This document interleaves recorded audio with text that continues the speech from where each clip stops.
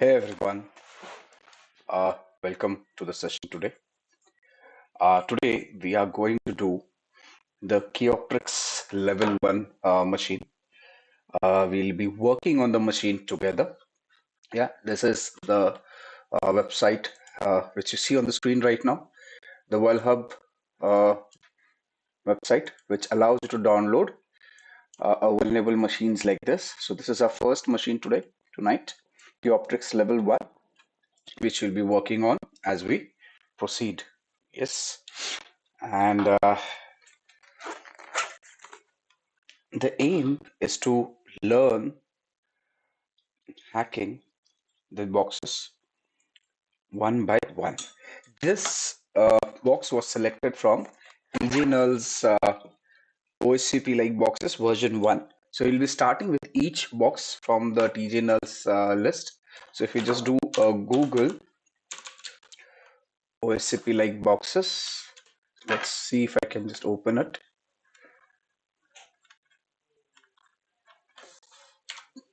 And this is different.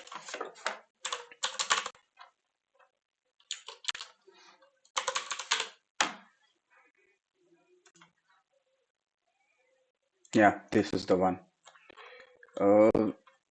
It's the same thing again.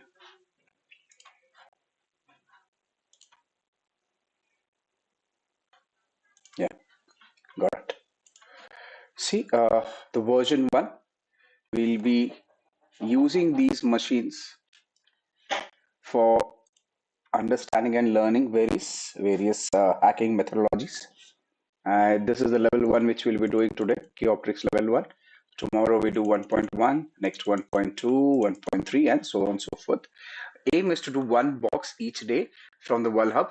Once we finish the WorldHub list, which version 2 also has a few, version 3 does not have any boxes, I assume, from WorldHub, right? Yeah, there are a few. So we'll be doing these, then moving on ahead. So we'll do all the WorldHub boxes in lined up over here. Post the WorldHub boxes, we'll be moving to hack the box, and we'll be doing a hack the box machine each day. I don't know how much will the time permit us, but depending on the speed with which we are doing the sessions, we may even do 2 boxes a day. As of now, tonight, we do only 1 box, right? That's our Kioptrix level 1. So all of you can just keep this link save it for future references. I've shared it in the chat, and we'll see how we'll proceed with that. So the aim is clear. Just hold on.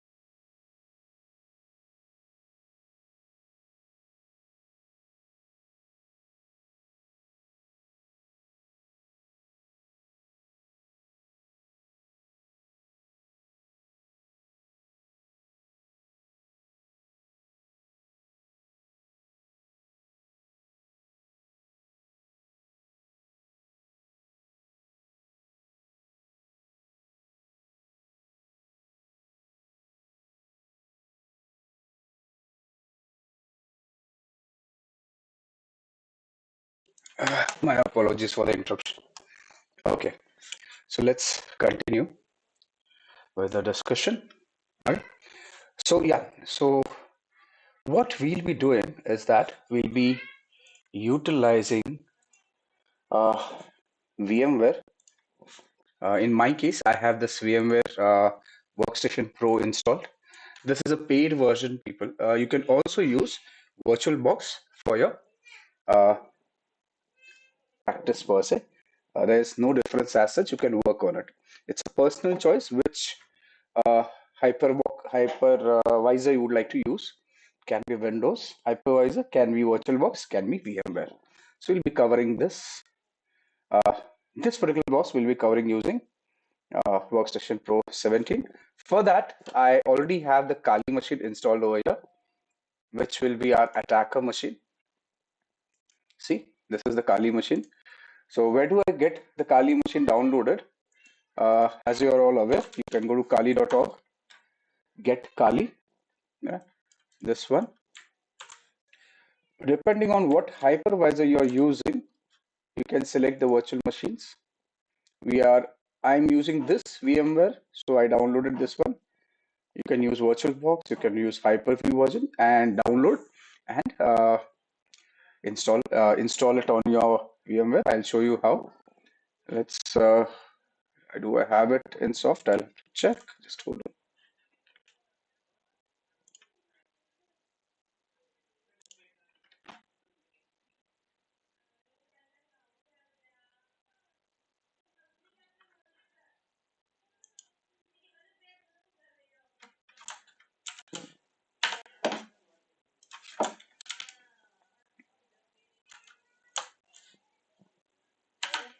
Okay, I do not have it. If I just click on it and see how much time does it get to download, right? Similarly, you can use this link given over here. There are two links given on the Hub to download the one level machine, right? Understand? This Kioptrix VM image is a easy challenge, and aim is to acquire root access via any means possible, right? So the point is, by any means means you have to use logical ways rather than hacking the VM server. So we are not going to hack this, but we are going to use the logical methodologies to hack into this machine. And there are walkthroughs available in case you would like to refer. We'll be proceeding it on with it as we work on it. Yes, let me just, yeah. Okay, so let's also I aim to take notes as we proceed. So if I just click on it, it will allow me to download. Okay, this one does not allow me. Let's click on the second link, the mirror. Once I click on it, it will allow me to download. In my case, it is already downloaded. I'll show you how does it look. Once you download it, it will be zipped in a 7-zip format, and it will look something like this. I open it. You'll find a open virtualization format distribution package, OVFDP, right? Nothing in this scenario. You just have to right click, open with. So if you just see, I can choose app with open with, or in my case, it is already selected, the VirtualBox Pro. I just open. It will ask for the name. We can give a name over here. So Kioptrix 1, and we can import it. You can browse the location where you would like to have your VM installed. In my case, I have installed it on in this particular folder on my E drive. I have a special location where all my VMs are installed. So once you install it, this is how the Kioptrix machine should look as you switch it on. No change is to be made. The only major change which has to be done in either of the hypervisors is you have to select the network adapter as NAT. Okay, it shares the host IP addresses, right? NAT, and allows ease of use, nothing else. So just use NAT. Power on the machine. In case of Kali, the default password is Kali Kali, right? Nothing else. It already has all the tools installed on it, which can be utilized for our process ahead, right? So let's see. This is my Kali machine as you see on the screen. I can just get it full screen to look better, right? Yeah, excuse me. Right. What about my Kioptrix? Let's see.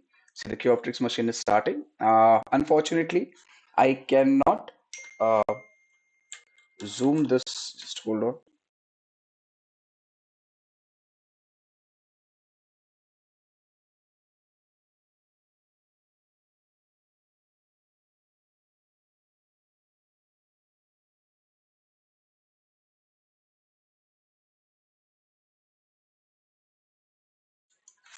Yeah. So you don't have. I cannot zoom it, but this is how the setup looks. This is where you stop. The machine is ready to be on the LAN. On the same LAN, our Kali attacker machine is installed, right? So the first step is ideally to know your own IP address. The first step is ideally to know your own IP address. For that, we used the command IP space A. You can also use ifconfig. Yes. Another option is IP adder. All of them will give you the IP address. The IP address in our machine's case is 192.168.73.129/24. /24 is the subnet mask. So the network per se. So, right. So the Kali machine is ready, and our target machine is also ready. What are we going to do? Let me just cover it up in a short introduction. Yeah, just a sec.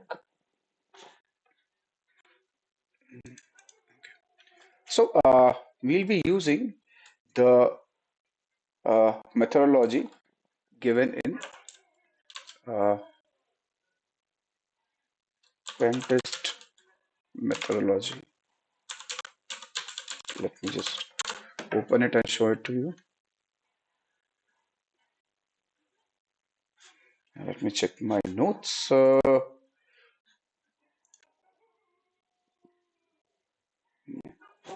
what we'll do is we can use my notes to refer. So yeah, it is. So this is my OneNote, which we'll be using for preparing the box, giving when we hack the machine.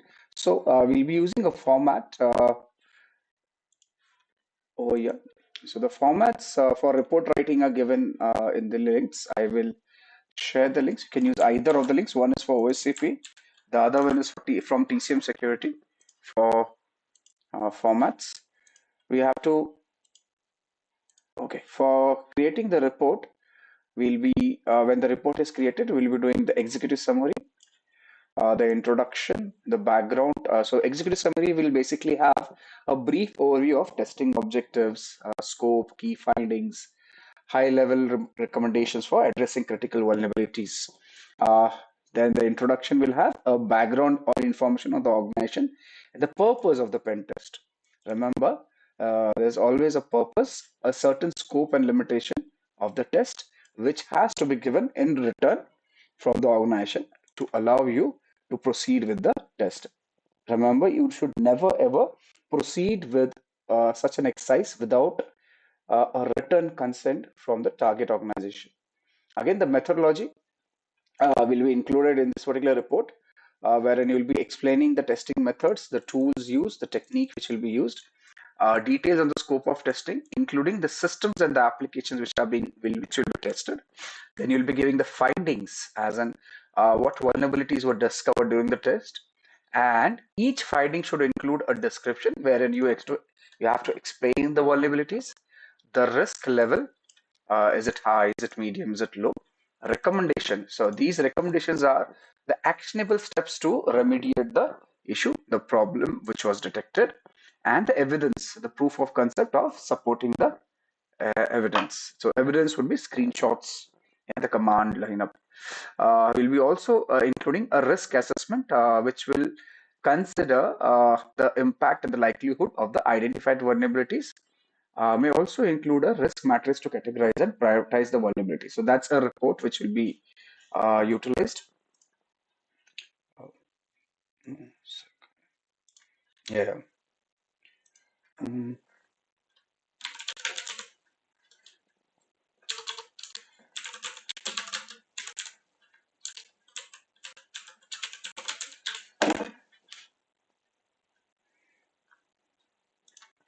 right. And then you'll give your recommendations, actionable steps for mitigating and remedying the identified vulnerabilities, and prioritize recommendation based on risk severity, right? So this will be checked.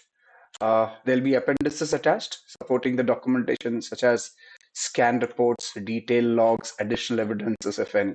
Right? Remember, the report uh, has to be clear and concise in the language which everybody other than non-technical technical people is able to understand.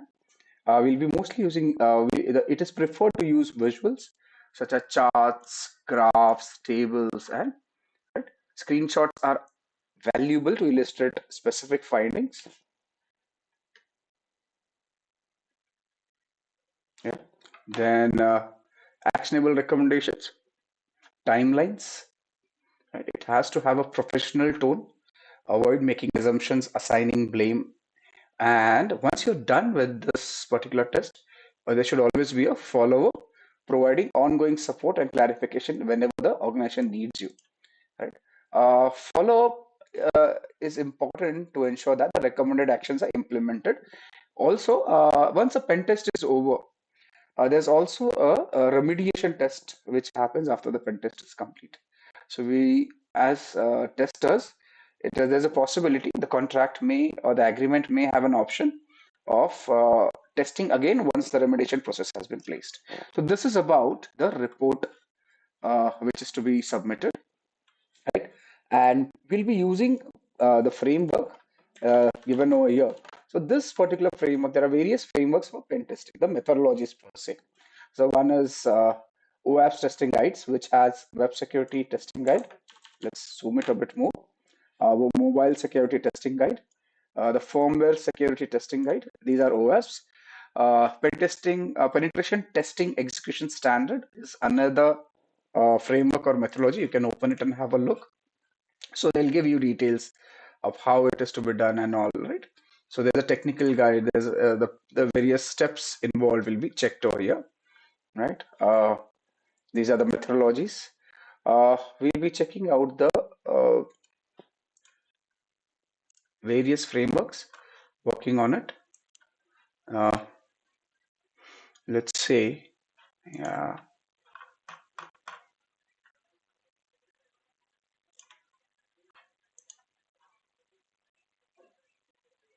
yeah, I've clicked on it. So this is the page which is well known, which allows you to understand the various steps involved in a penetration testing exercise, which will be utilized. So it will be, we can have a read at this. It is important that we understand it. We have to understand the pre-engagement interactions, the intelligence gathering methodologies, threat modeling methods. This is all, again, the explanation part of it. The technical guidelines are given separately, which in case you want to check out, you can click it and have a look over here. Right? These are technical guidelines, stepwise, right from the tools required with the operating system. They've also checked out radio frequency tools. Information gathering has OSINT, as we call it. Mm, Data centers, relationship, individuals, social profiles, networking websites, internet footprint, email addresses using tools such as Maltego, the Harvester Net Club, yeah, and so on and so forth. There are a lot of tools given over here. You can have a look. The link again, I share it on the chat. Here it is. Right. And this one is the primary page, which will give you details of the methodology, how the test is to be conducted. Right. So if you go to the pre-engagement interactions, it will tell you introduction to scope. So how scope is to be done um, in a pen testing scenario, how you start with the scope, right? So this define again, what they say is defining scope is an arguably one of the most important components of a penetration test. The most important component. Again, metrics of time estimations. We have to give a decent time frame, which is directly tied to the experience of a tester in the certain area. So if a tester has significant experience in a certain test, he or she will likely be able to determine how long the test will take. If the tester has less experience, rereading emails and scan logs and previous similar tests the firm has done is a great way to estimate the time required for the current engagement. Once the time is determined, it is prudent to protect and add 20% of the time on it. So those are important. Then there will be a scoping meeting. Uh, any additional support. There'll be a questionnaire given. The questionnaire will generally be like this. This is important to remember. So if you are doing a network pen test, you have to say, ask the questions to the management, like, why is the customer having the penetration test perform against this environment? What's the aim, right? So these are important questions. Is the penetration test required for a specific compliance requirement? Is there a requirement of compliance? HIPAA, PCI DSS, GDPR, yeah?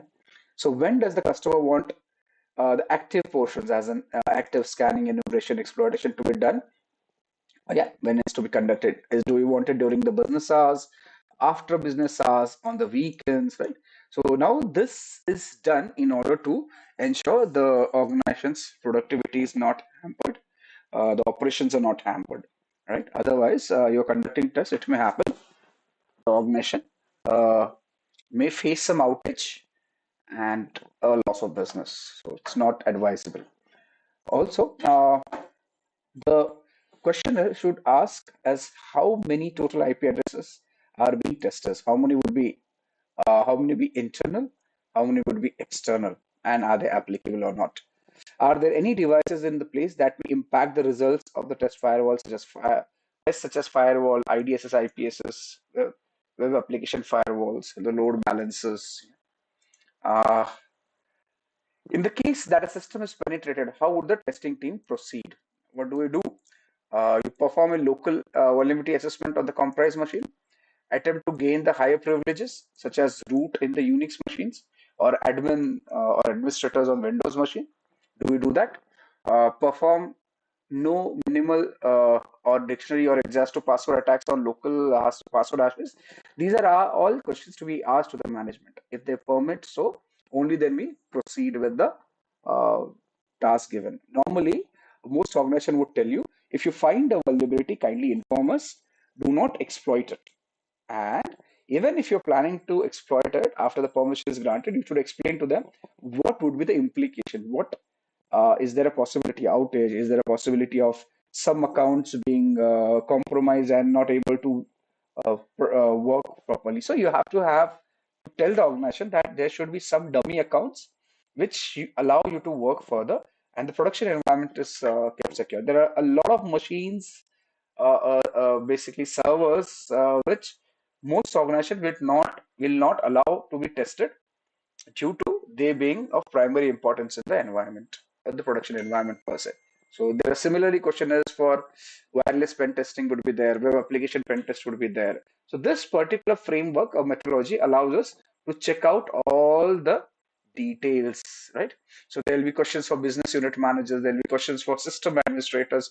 Do have a read, do have a read. It is important that we understand. Also, remember there's something known as scope creep, which is one of the most efficient way to put a penetration testing firm out of business. So it is like, please do that, please increase the scope like that. So issue is, uh, if we just keep on increasing the scope, this may hamper the quality of the work, right?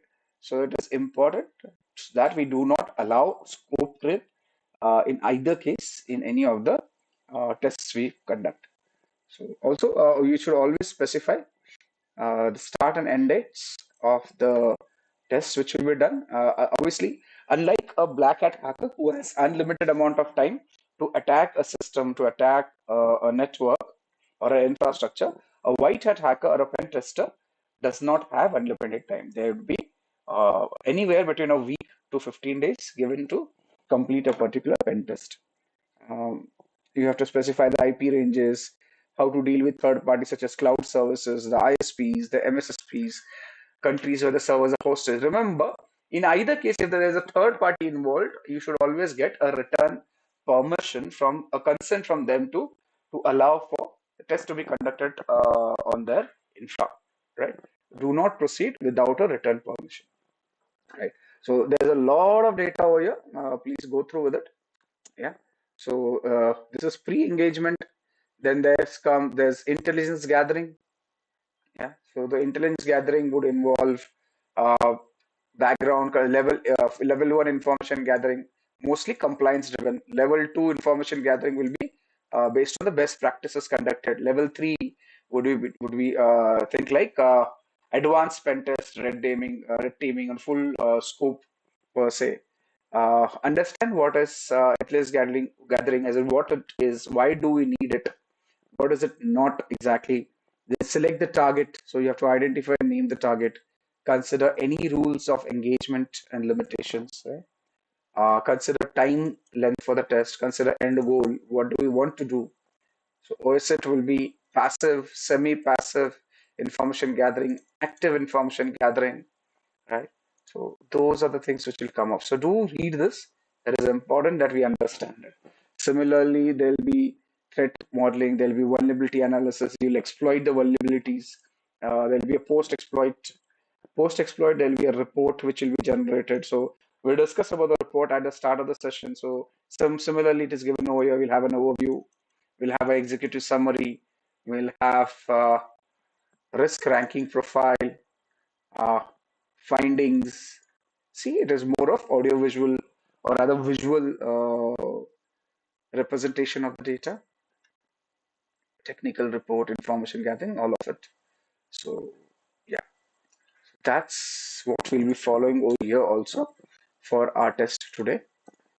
For the box, we'll be maintaining the notes. How do we maintain notes? So I'll be maintaining the notes on my uh, OneNote application. You're free to use any note-taking application, right from the cherry tree on the Kali machine to OneNote to Notion to Zoplin. You can use Windows Word. You can use anything. Uh, it is up to you. How do you want to do it? What I do is normally I have the box listed over here. Then there will be the first page wherein I will find the IP address. So let's type it as target IP address. So what we'll be doing various methodologies as in how to find the target IP address. Since you saw that, we can share the screen over here wherein we can have both the uh, let's move escape. Yes, yes. So we'll have both the machine and the note making apparatus placed side by side to allow us to work better. Right. So yeah, this is how it will look. Yeah, this allows us to better understand what is happening over here. The chat is coming in between, is it? One sec.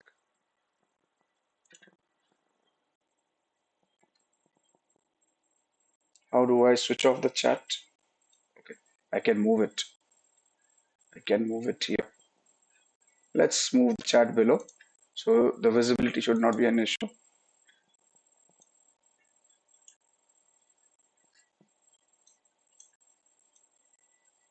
Yeah, that should be fine. Save it. Yeah, now is it visible properly? Yes. So let's proceed with the option 1 of how to find the target IP address. Uh, the first method is using, so option 1, using net discover command. Right. Let me just show you how does it work. Now that we know the IP address of our Kali machine, we know a subnet on which this machine is there. And obviously our Kioptrix machine, or the target machine, is also on the same subnet. So we can use sudo net discover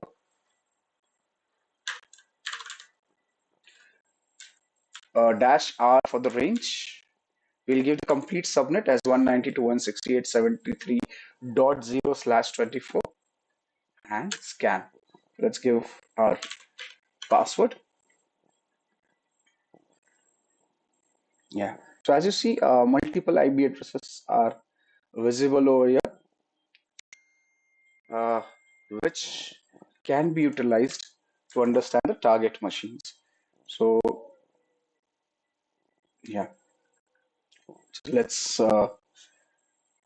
take a screenshot for our notes per se. Click outside. I use screenshot for taking notes. So let's copy it, wherein I'm able to edit it. As you see on the screen, I am able to edit it. This This is our target machine. So I don't need the MAC, so we can just place a marker. Target machine. How do I know it's a target machine? Let's get back to it.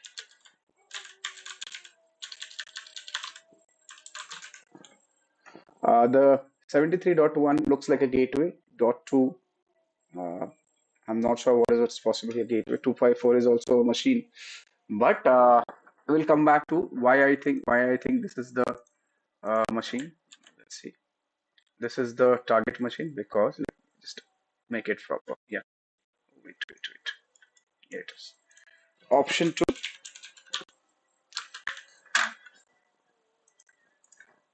Since I've already worked on the machine, I know that's the IP address.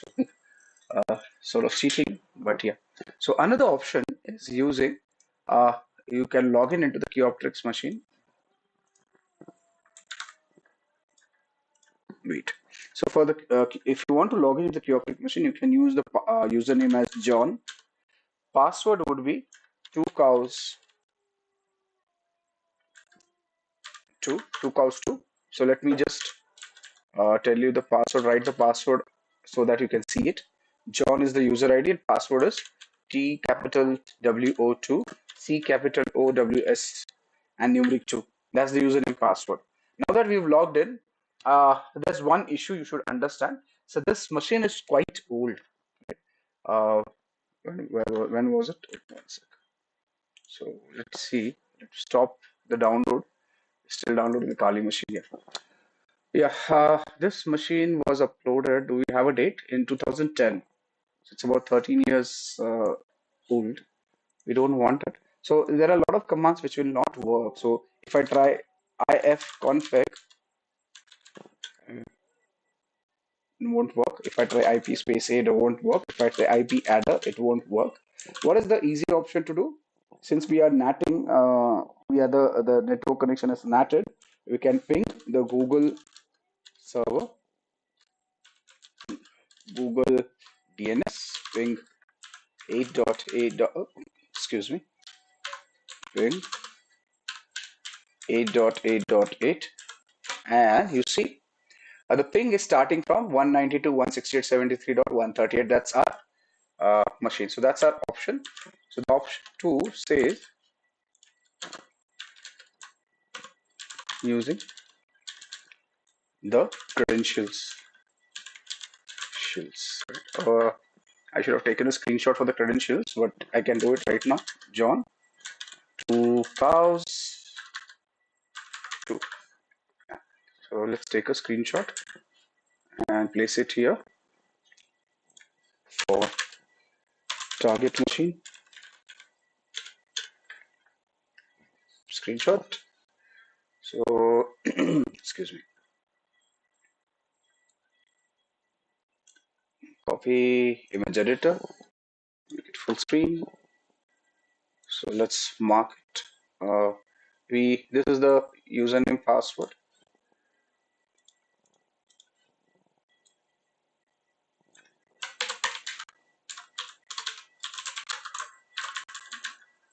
Don't worry, I'll arrange it properly. Okay. Then this is how we pinged and found out our target IP.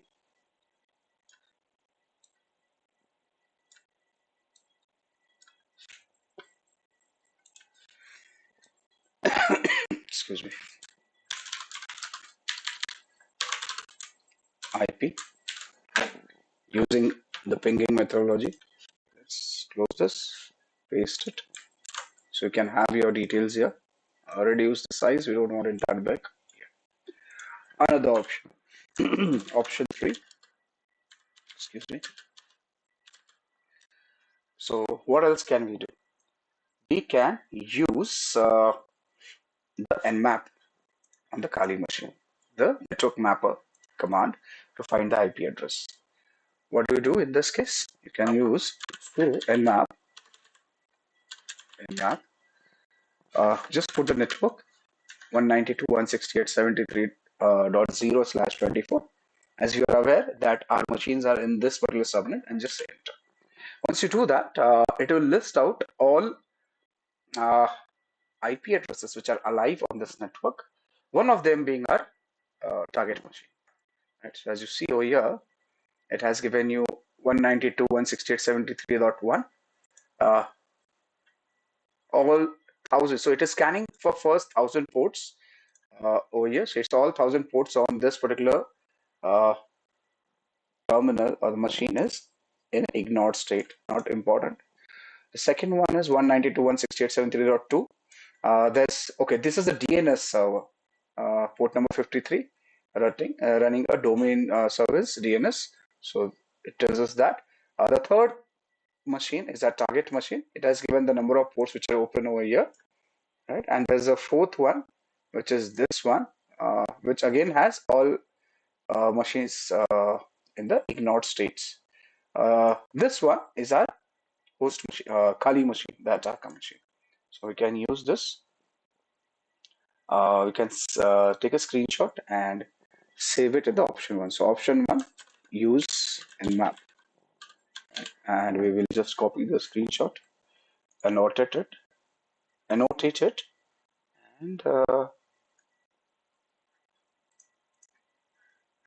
place it there. One sec. Yes. So here it is. Let me just reduce the size for ease of visibility. This one doesn't work fast here, and this should be good, right? So we have our Nmap scan, which allows us to check out details, right? So this is the gateway. Oh, excuse me.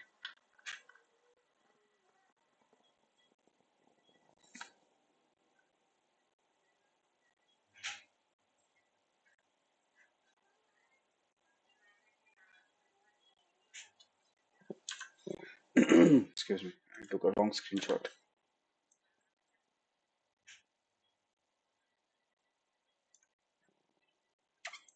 Image editor. So we scanned using this command. If you don't like the color, we can convert it to red. Apply. Yeah. Second part is important, that we have to highlight this one. The third IP which was detected is our target machine.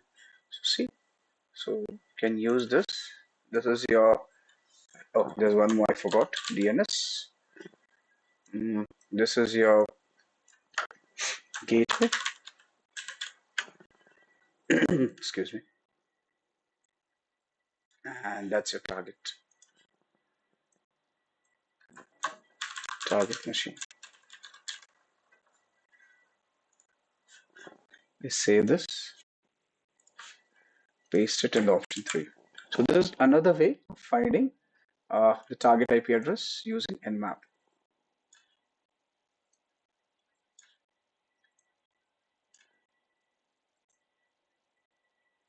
Okay, so this,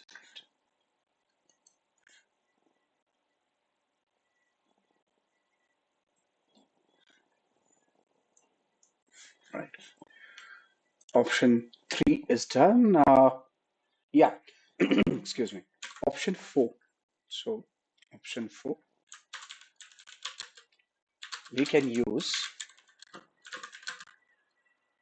ARP scan, which is an inbuilt tool.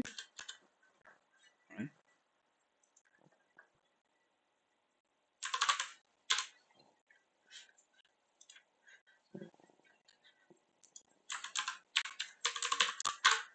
This is an inbuilt tool in Kali. How do you check on an inbuilt tool? You just type ARP tab. It will give you options. You see, ARP scan is an inbuilt tool.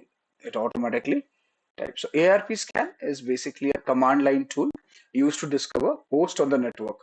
Now, the primary purpose of this particular tool is to send ARP address resolution protocol, ARP, request to specify targets and display the responses. Again, this protocol is used to map IP address to the MAC addresses of the local network, right? So every machine has this table in build itself. Excuse me. So we'll be getting the details of the target from the ARP scan also. In order to understand how the ARP, what options do we have in the ARP scan, you can use man ARP.scan. So that gives you the manual, and what options do we have will be available over here. So these are the options: S for character string, I for decimal integer, F floating point decimal number, M from MAC addresses. Understand that it's case sensitive. IPv4 is A, H is hex coded binary data, a lot of details. So we'll use the standard option. Now you can go through the manual. It's interesting. And as of now, we'll just go to the standard listing command for ARP. So sudo ARP scan, and we'll list out the uh, machines which are there in the ARP table. Yeah, address resolution protocol. As you see, we are able to clearly find all the IP addresses which you found before using the ARP command too. So let's take a screenshot, annotate, trace return notes,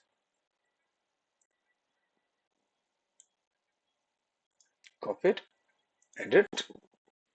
So important to us, this is the target. Target, copy, close, again, arrange it accordingly. Yeah, that's good. See, the notes are coming through. Just the start of the session. Right, so now we move to the scanning part of the phases, right? So let's move on to scanning. So we'll be scanning all ports of the target IP to find out the services running on it along with the version numbers, right? So let's open a new page, scanning and enumeration, right? And we'll be using this to save our data. So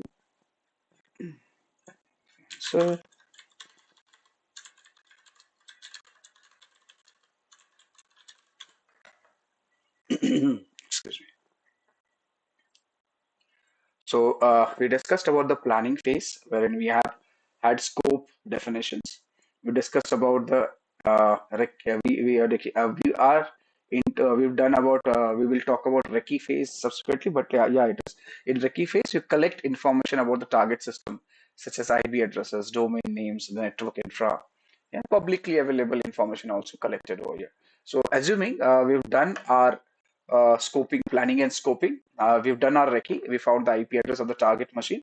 Now we are moving to the scanning phase. We're going to the scanning and enumeration phase.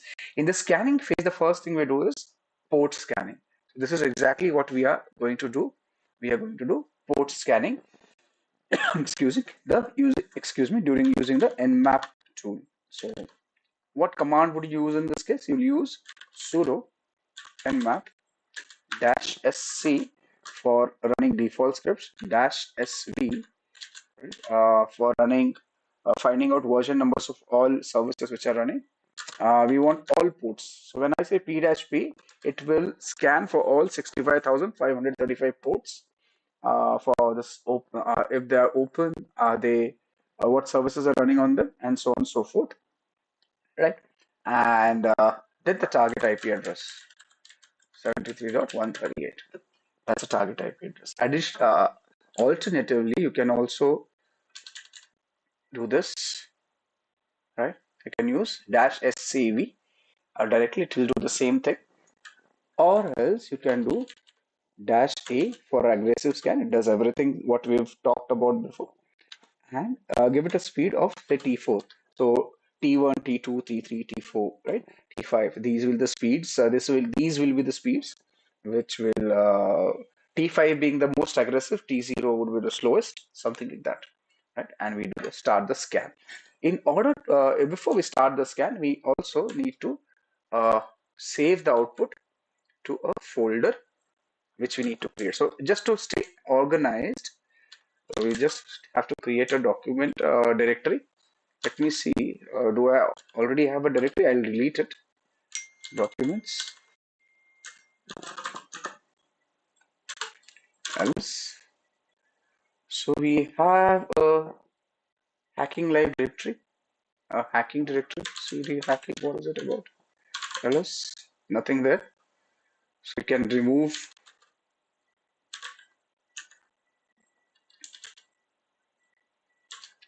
dir hacking.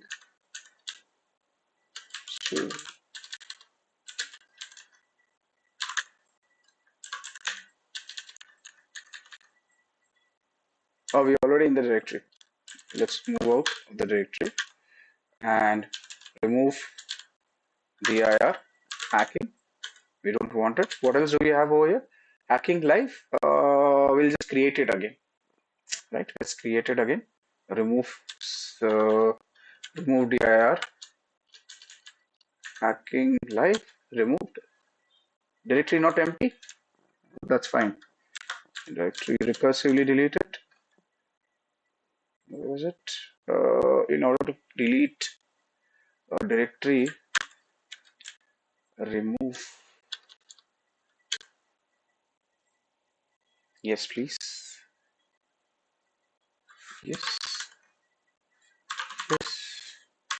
Yes. Yes. Yes. So the directory is removed. See, the directory is not there.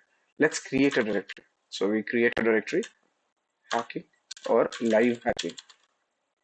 Hacking. I'm sorry, I have to create a directory. So make dir live hacking and cd into live hacking.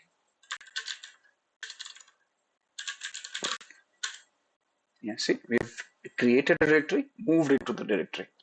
Now we create our make dir Kioptrix.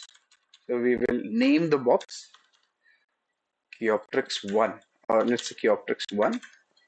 So we made a directory Kioptrix 1. Inside this Kioptrix directory, we will be creating outputs such that we want it in, say, make dir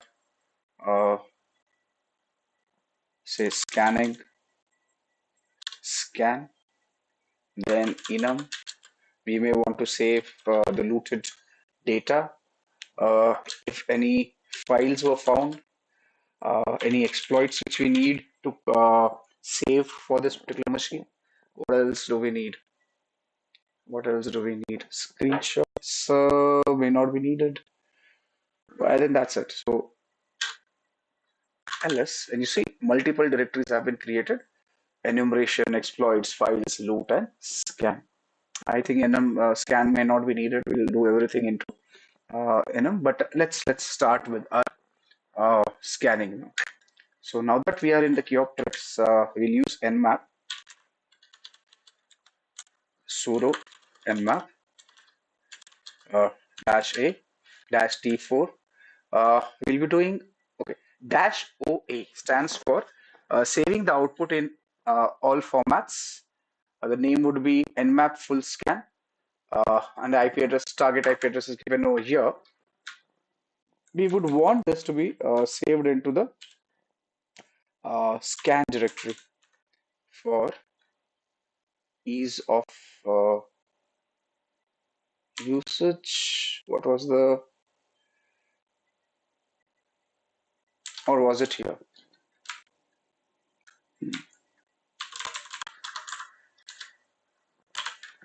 And the scan dot log. Let's see if does it work. Yeah. So now whatever output we see on the screen will be saved in the scan folder as nmap underscore full underscore scan. So we are doing a full scan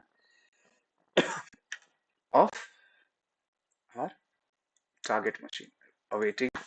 So now there's another option which we could have done. We could have used a verbose command in order to get details with respect to each port being at a given time.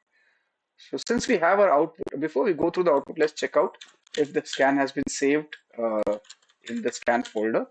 Ls. See, in the scan folder, you have nmap full scan dot gnmp, that is the greppable output, the nmap scan, and the XML scan. You can open it, have a look at each. So if I say cat, uh, sorry, nmap scan, what do we want? Let's check out greppable. So the greppable format looks like this. Don't worry. Nmap format will be something the way you see on the screen. This is how it looks, the Nmap format. Similarly, there will be XML format. XML format like this. So you can use any of the formats which you need. As of now, we'll use the Nmap format to save our output and have a look at it. Right? So this is the output. Let's copy all of it. So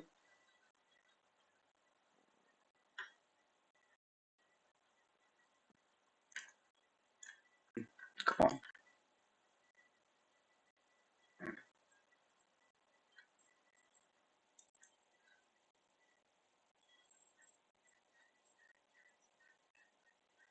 We'll highlight each important aspect, create a separate page for each of the aspects. So just getting the scanning saved over here.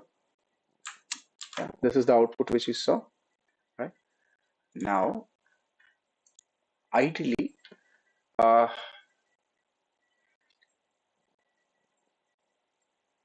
we'll check out each port on a separate page. So once you're into scanning page, I say new page, and let's say what are the first port which is detected? Port number 22, a TCP port. We just make a page out of it, and the output which is available for this particular port, we can copy and paste it here. Okay. In order to copy this output, you can also use Ctrl+Shift+C instead of using the mouse. That is again easier. So we have the port. We can color it as per our requirement. Say red, or if you wanted some other color, say bright yellow. This one.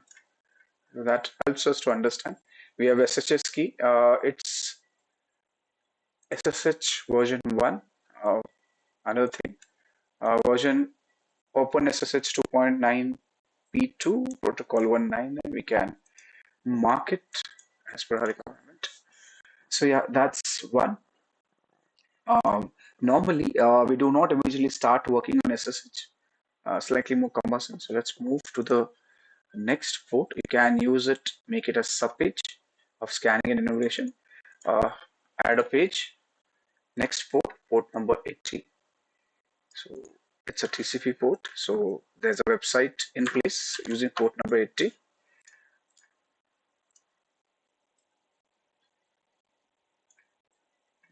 Copy this output, place it here.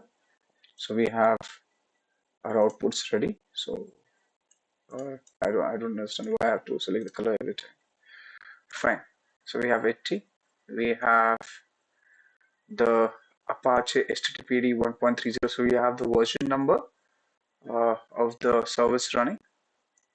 The operating system is Red Hat Linux. Yeah, so you can use that. The methods which are supported, which is risky, is a trace method. So that's interesting. This is an HTTP method. What else do we have?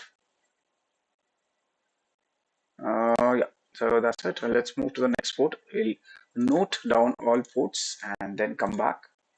So we have 111 TCP. Yeah, and just copy this output. We'll keep it as it is. And then output a new page. Port number 1339. Samba.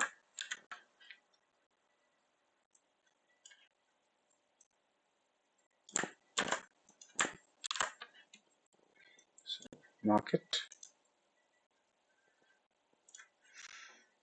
Where's my bright yellow? Dot work.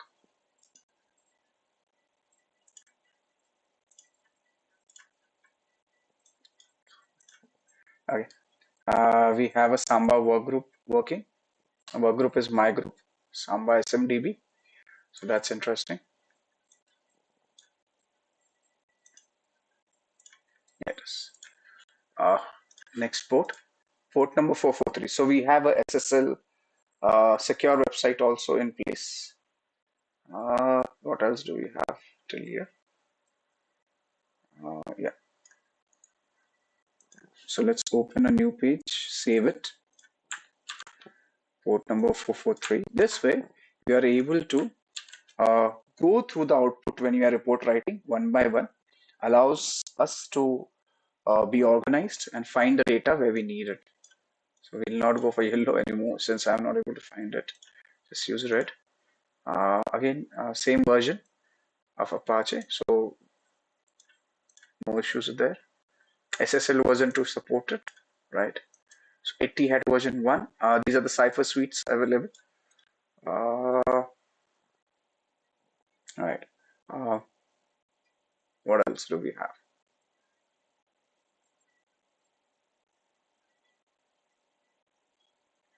Right, nothing much interesting. And what else? We have another port, 3278 port open.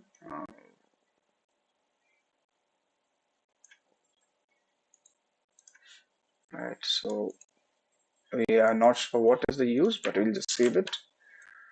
Not much of a detail over here. It is for RPC, remote procedure call. The operating system we've already know, that is Linux. Let's make a thing over here. OS. So we have Red Hat Linux.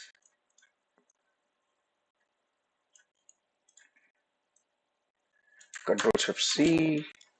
No right clicking. Then we have the kernel details. The OS is 2.4 Linux kernel. Control Shift C. Control V. Yeah.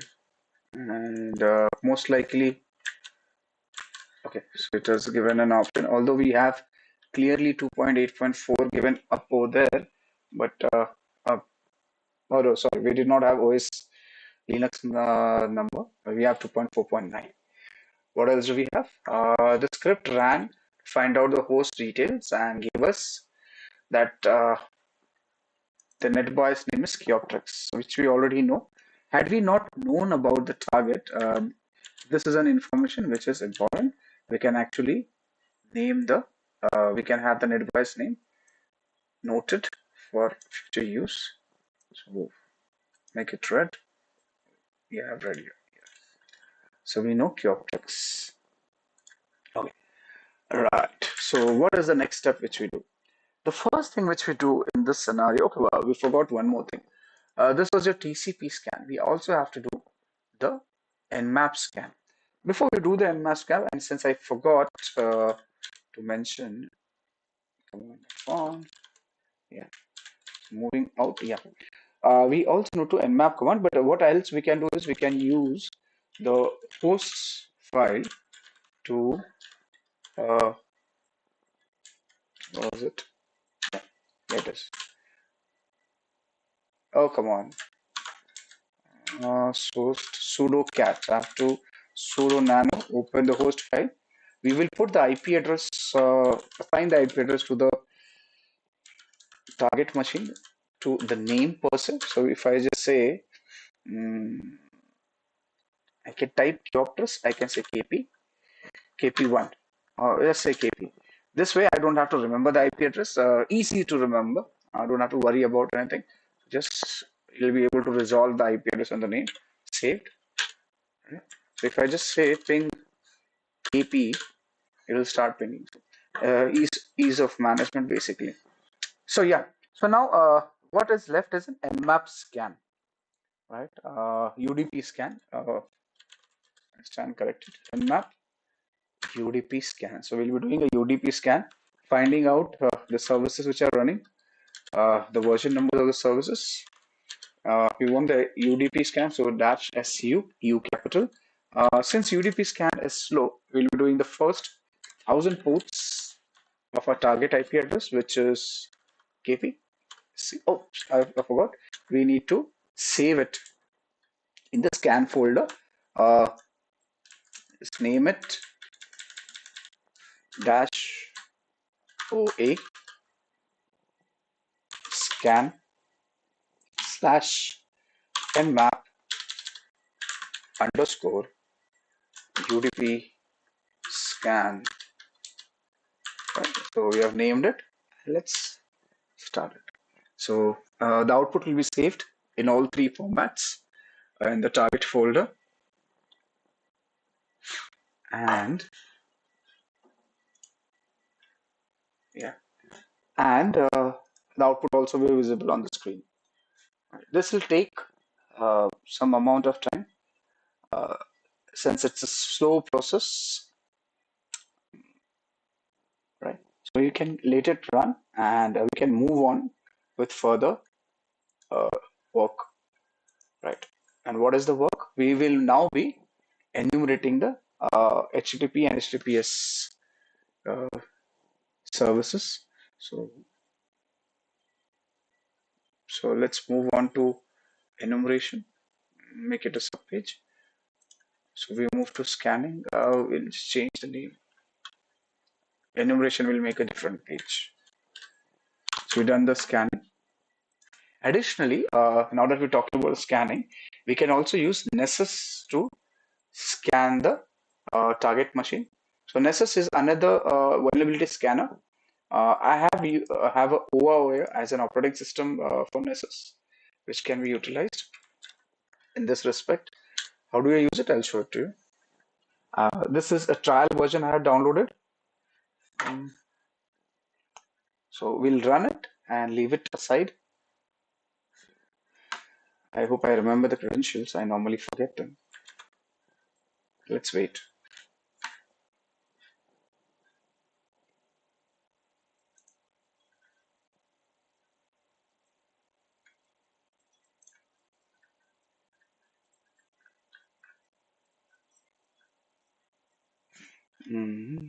Trying to find my Nessus.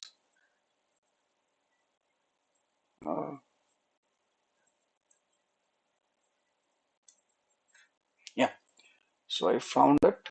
I think this should work. Excuse me.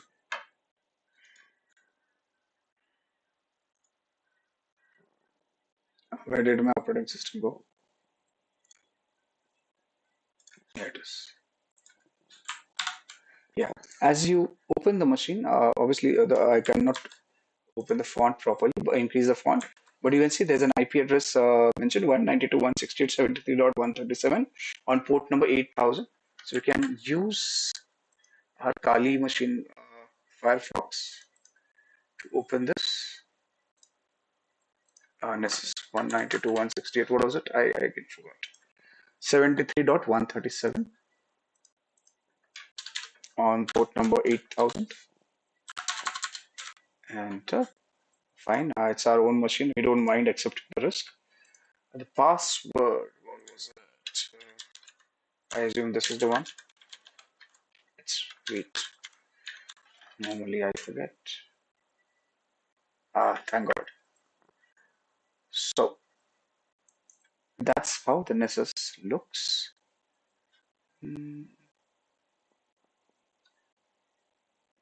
So it is giving the details about the scanner per se. Yeah. So we'll have to go to 8834 for scanning. So this is the dashboard for our Nessus machine.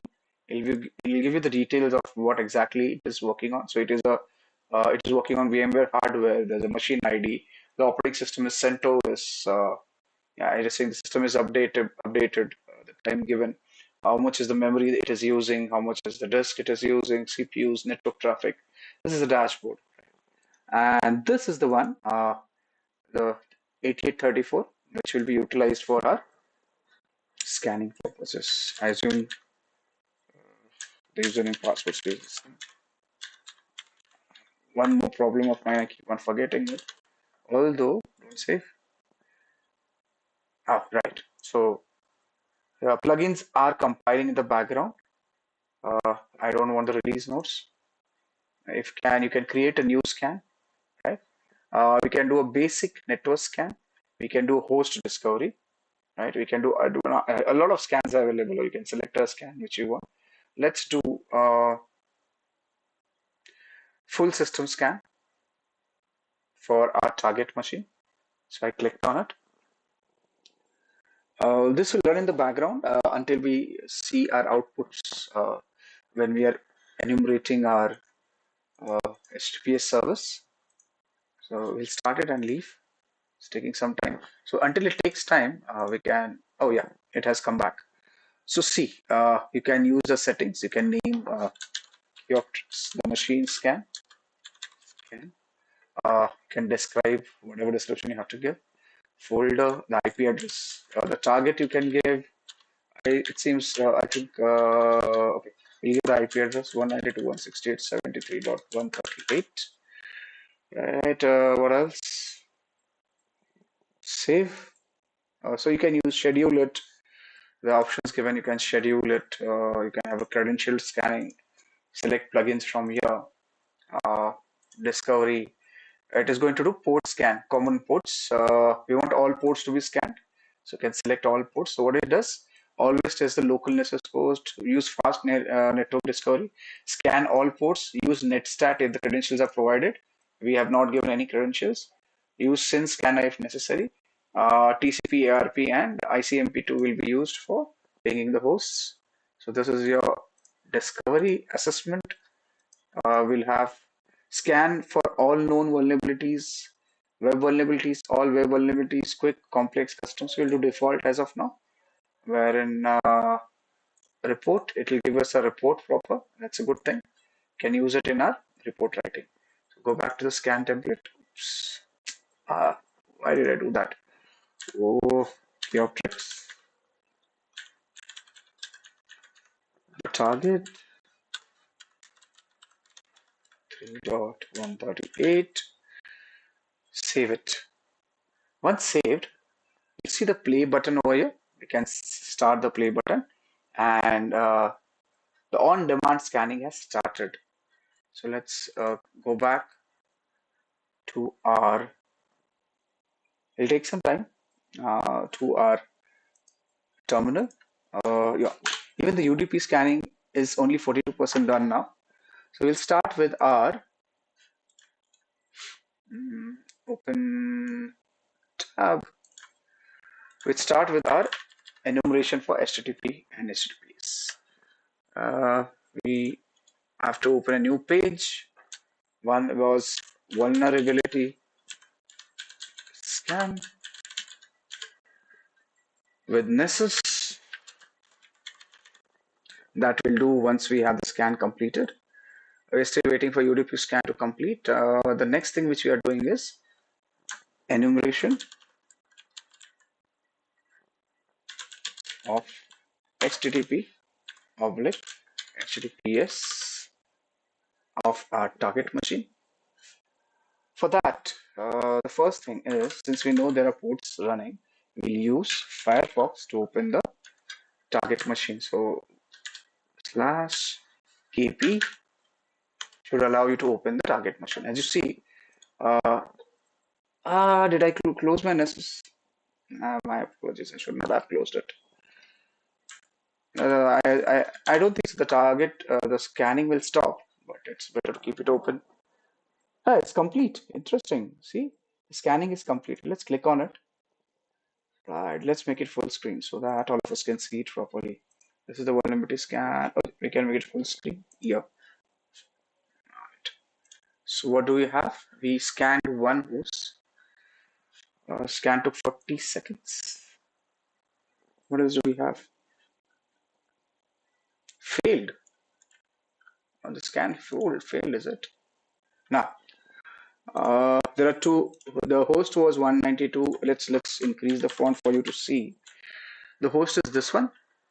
Ports detected 111, 139, 3278. Port number 80 not detected, is it? Vulnerabilities. Nessus scan information. Ping remote host. Interesting.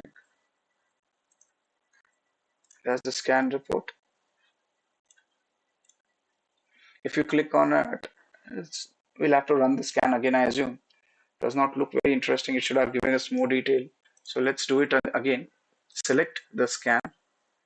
New scan. Host discovery.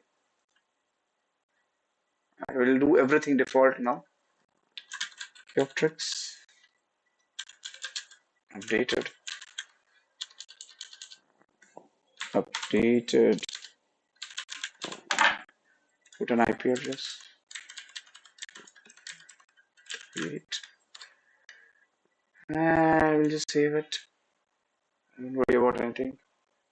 And run it.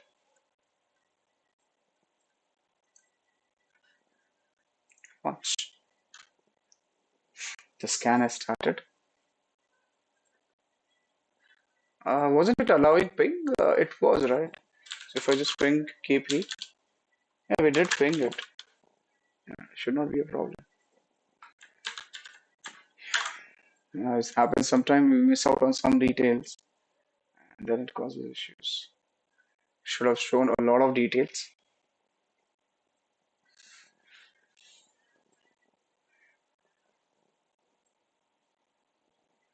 Yeah, I don't want to leave this, but yeah. So this is our test page, which is available. Now, regarding this page, this is a test page whenever you install the Apache web server. This is not supposed to be present on any of the production websites ever. This means that the administrator did not do a good job at taking care of such default pages, which may help the attacker some or the other way. So let's take a screenshot, save it for our report, which will be interesting. Let's copy and yeah, here it is. So we did Firefox HTTP 192.168.73.138, and that's the report. Excuse me. Let's get it arranged properly so that doesn't just eat up our screen. Uh, Now it also gives us the document root. You see, where is it installed? /etc/httpd conf has changed, and now it is in /home httpd. Should now be moved to /www. So, a lot of paths are given, which ideally should not be available in open internet. Right? Yeah. So now we need to view the source of this document, source of this web page. What is happening to our message? Completed. Let's see. It's not finding any vulnerabilities.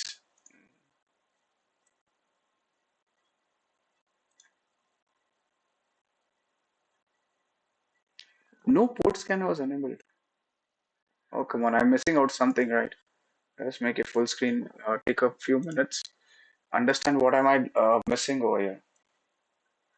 Create a new scan. Uh,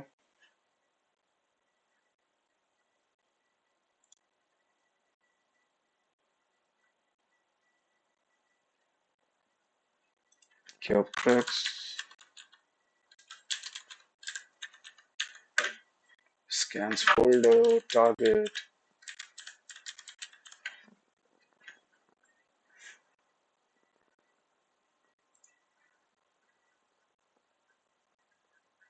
What am I missing?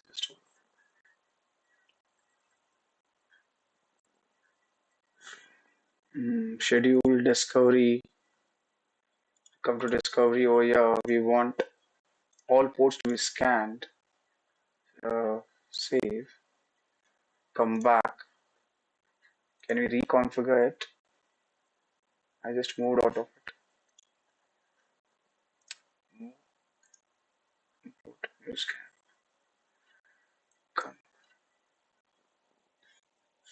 configure. Yeah. So schedule discovery is done. Assessment. Scan for all known web vulnerabilities. All known web vulnerabilities complex. I don't know what is it. Let's do this. What else do we have? Plugins. Right. Save it. We have saved it, right? Let's move back. My scans. Run it. Launch. Let's hope this time we get the details. Yeah. Let's come back to our page over here. Now we'll be checking out the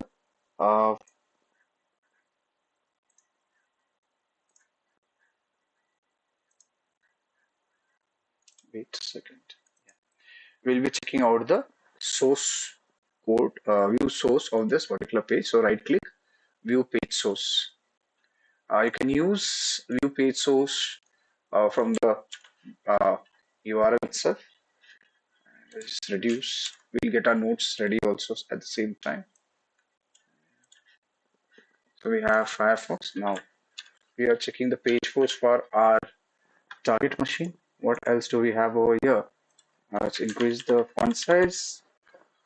Document type, HTML public, test page for Apache web server. On Red Hat Linux, it's a test page. Moving below, you have been upgraded. Very good. If you would like to let administrators of this website to know that you have seen this page instead of the page you expected, if you send an email, we should certainly. The Apache documentation has been included. That's nice. So nothing interesting. Oh yeah, we can let go this. Right. So we have done our page source. Now we were doing vulnerability scanning using Nessus. Now we'll try for vulnerability scan using another tool by the name of Nikto. Right. These are automatic web scanners which configures for vulnerabilities and configuration issues. So if I set man Nikto, it will give you details. It is a web scanner which scans the web server for known vulnerabilities. This one scans a web server for a known vulnerabilities. Let's go on.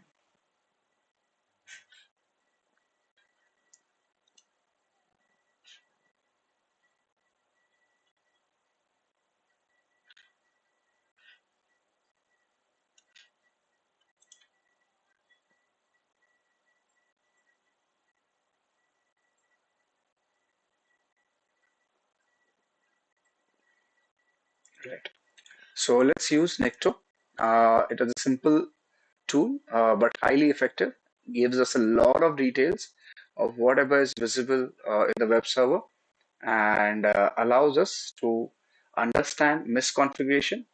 It will also give you certain issues with respect to the server. It also does its own directory root forcing, so gives us directories which are available. So it's a good thing to go about. Oh, I did not take a screenshot of our uh, uh, page source, although it does not form a part of our report because uh, nothing much is seen. But let's take a screenshot. Good for posterity sake, for evidence that nothing was found. Kudos to the administrators. However, this page should not have been visible. So that is one important fact we should remember. Let's reduce the size.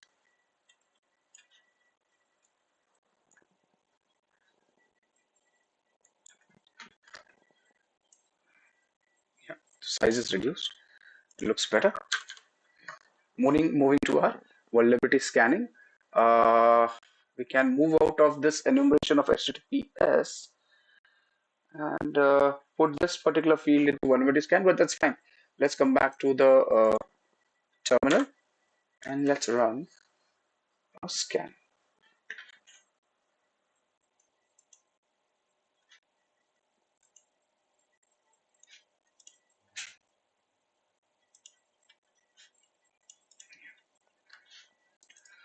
We use Nikto. I assume Nikto will run without sudo privileges, sudo or super users privileges. And like I said, I've already gone through this machine at least partially before, but we'll not use the IP address. We've already saved the machine as KP, and I run the Nikto. And as Nikto proceeds, you'll see something interesting. It gives us the version number. We already know this through our Nmap scan of the Apache version. It will also tell us that this version is outdated as we proceed ahead. Server may leak inodes via etags. Header found with file slash. Interesting. Something to note about. Yeah, the scan is complete. So we'll now work on the details one by one. What is the output for Necto and how does it look? So let's the command which we used. All right. One more thing I keep on forgetting. We need to save the data. So what can we do? One option is using this. We can say nicto.log. Where do we want to save it? We can put it in the scan folder itself. Slash. Does it work this way? Enter. Yeah, no such file. It does not create a file. ls scan.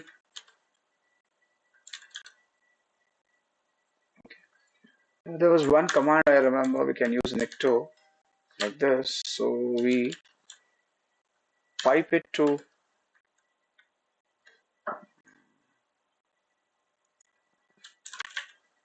t command. We can use t command to save the output and have a look at the t also. So what's t? Basically, I'm trying to pipe. Let's see if there's a manual. Yeah. So what is t? T is we'll read from the standard input, write it to standard output file. How does it done? Simple. T option file name. So we'll just try that to save our Nicto output. So this is our Nicto, and we're already in the scan folder. Let's t this to nicto.log. So Nicto output will be saved. Yeah. So as we talk, the output is being saved. The output is being shown at the same time on the terminal, so that we stay uh, organized, as in our data is also saved and we're able to visualize it also. So live hacking, open folder, Kioptrix. If you go to scan, excuse me, yeah, this is the Nicto folder. The scan is complete. We can open this. See, the output is saved over here. This helps us in future, excuse me, to retrieve the data when needed. So yeah, where were we? So the first thing first, we'll just copy this output, highlight it, and talk about it in our notes. So when host was tested within 30 seconds by Nicto, come on, vulnerability scanner, Kioptrix, where into vulnerability scanner, I'll just pull it down.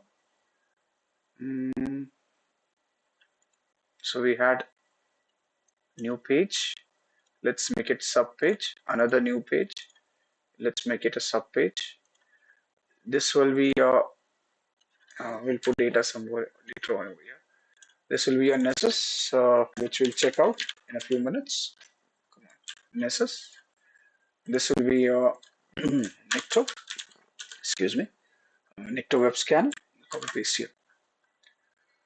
So yeah, what all do we have over here? We'll just analyze it one by one. Excuse me. Make it a bit good looking, visible, if not at least good looking. So the command which you ran was this. Where's this? Yeah, this red.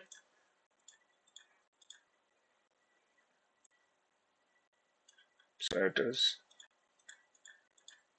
Yeah.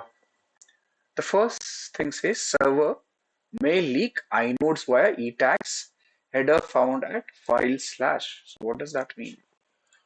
So the message suggests that there might be a potential security issue related to e tags.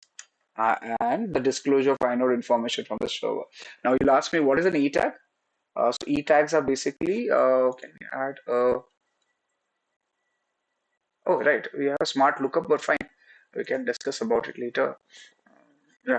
So what is E tag? E tag are part of the HTTP protocol used for web cache validation. They provide a way for the web servers and the browsers to determine whether the cached version of the resource is still valid or not.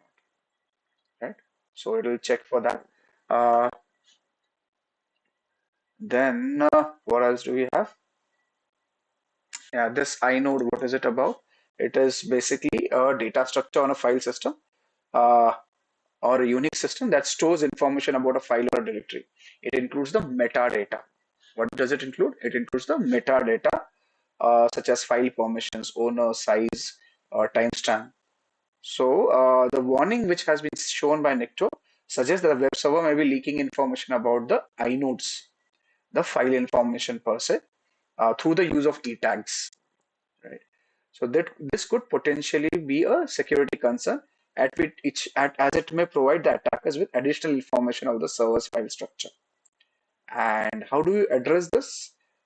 We have to cover it in the mitigation section, but we can copy it and paste it here also. We'll add it when you have to configure the E tags properly. Ensure that it does not leak the ETAG generation mechanism does not expose information about the underlying file system.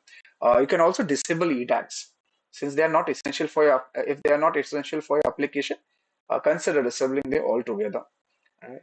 So also in case you're not able to disable, then do regular audits, security audits.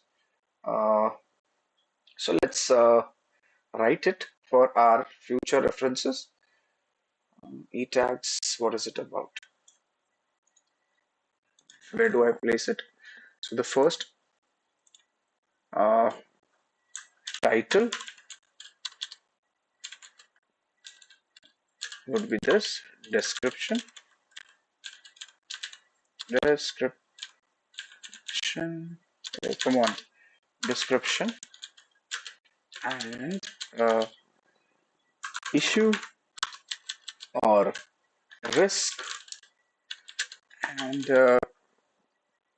excuse me, mitigation, mitigation, MA assume, right? Mitigation, MI, spellings. So the title says, we can place it there itself. Why am I going so low so that I can refer it later on? So this is a standard drill which we'll be doing for all our vulnerabilities which are found. So the title is server may leak e-tags. I know details. Just again copy this, place it here. Description. We have the description about e-tags and inodes. What are they? We can paste it here.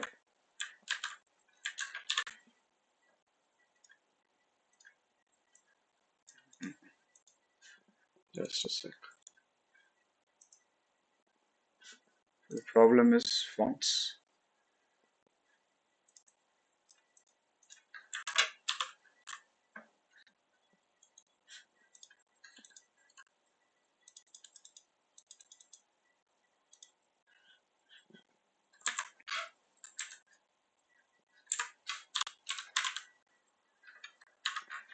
Just a sec.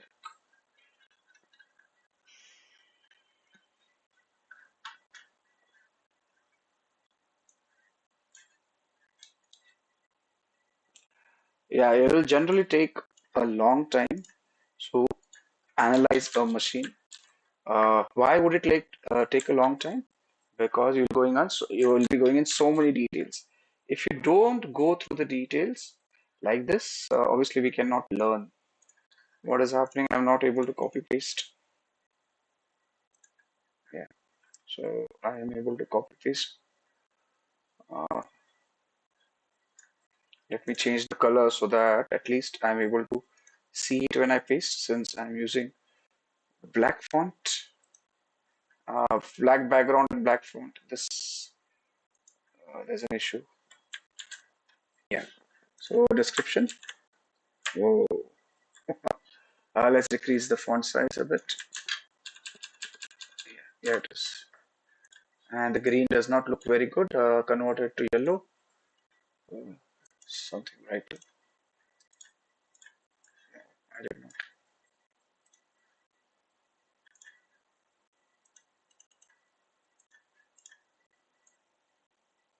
Something wrong.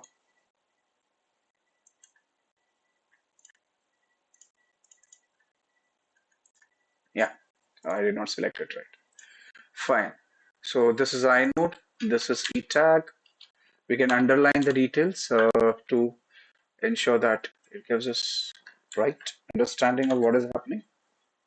Uh, we'll talk about the risk now. So where is the risk? Yeah. So the risk says the warning message may provide suggests that the web server may be leaking information. So let's uh, write it down here itself.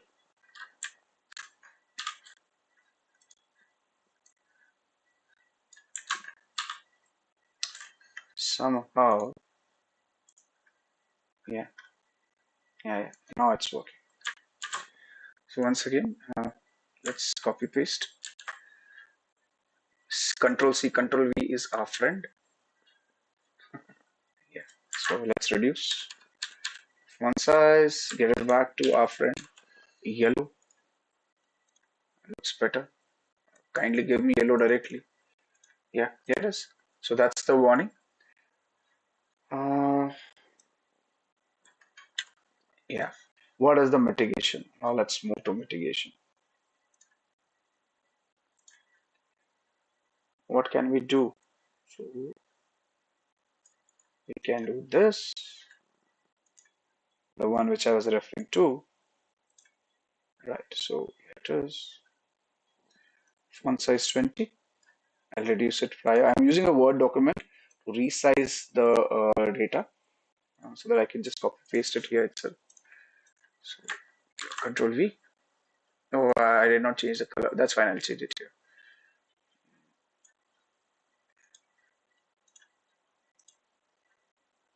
This one. And let's reduce the spacing.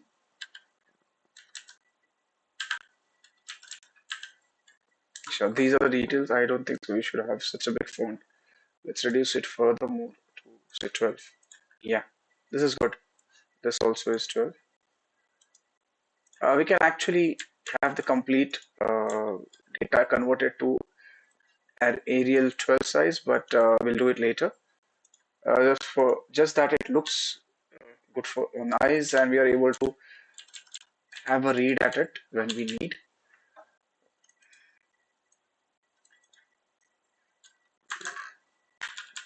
Yeah, the headers should look different so that I can read it later on when we create a report. So this is the issue, the first one.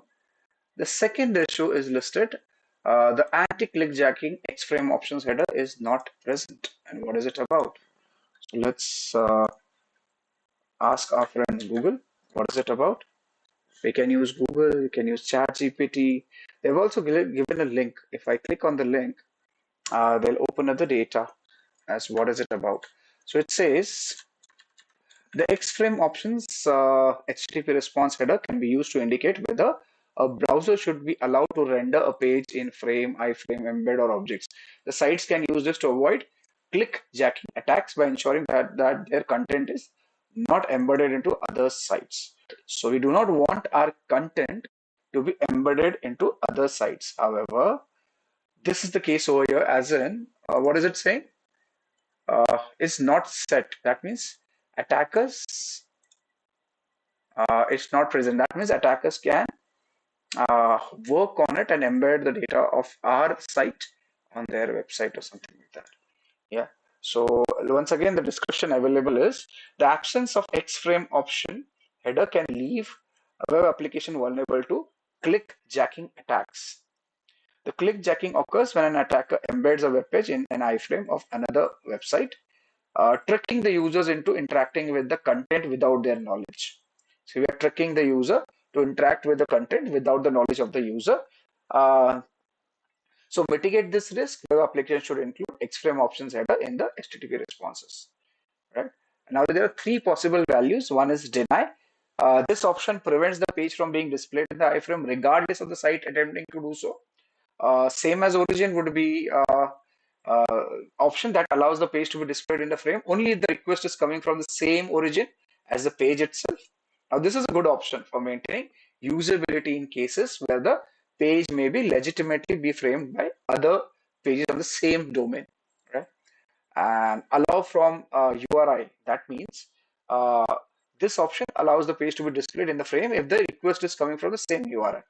So uh, let's save this in the same format as we did before, slightly better looking. I wanted this to be slightly better, but that's fine. Draw a shape around it. Can I do that? Yeah. So I can create a box of reference like this. I know formatting takes time, but this way we create a template we can use in our future boxes too. So let's have this particular template again for our use. So I can just use it. Let's copy. One by one, we are looking into each option, creating space, pasting the same content. We'll have this box copied again, and we'll paste it again here. This way, we can work on our options with respect to issues. So this is the issue. Anti-jacking iframe not set. Right, let's get the description in place.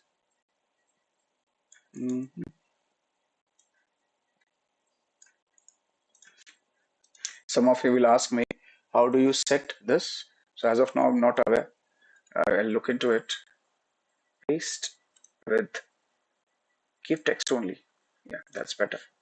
What's the risk? The risk is itself here. Click jacking. This is the risk.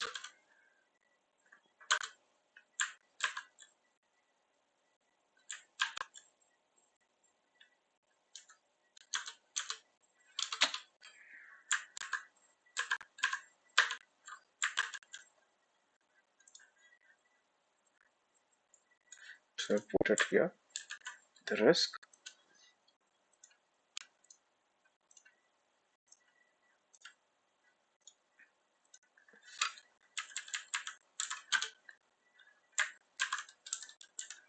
Okay.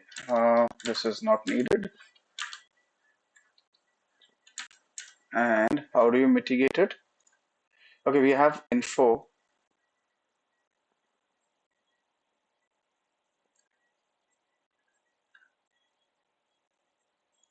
And this is the mitigation strategy. You set the flags according to your requirement. Shortcuts don't work here. Yeah. So reduce the size.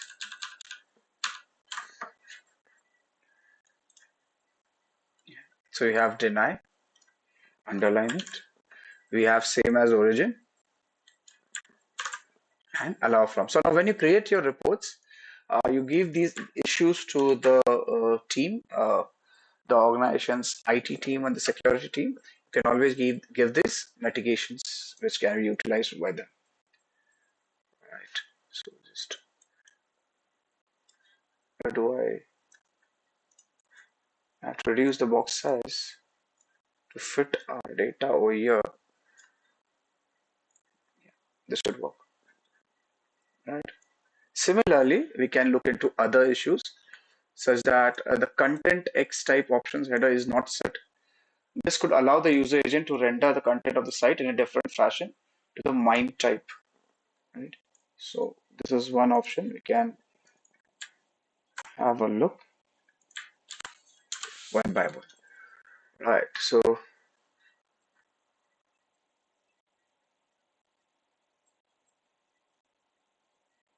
Now, this type of header is used to prevent web browsers from interpreting files as MIME type other than the one declared by the server. By setting X content type of options header, you can mitigate the risk. Right, so we can put it there. Then Apache is vulnerable to excesses via expect header. So another vulnerability which can be utilized, noted by attacker to get hold of a server. Again, the SSL is outdated. That's serious.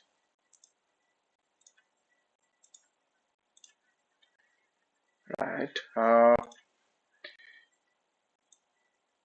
This is outdated. Important. Apache Server 2 is outdated. Right. End of life. Another interesting thing, there's a remote DOS and possible code execution possible on this server. Again, this is something which attackers would be interested in. There's a possibility of local buffer overflow, allowing attackers to kill any process in the system.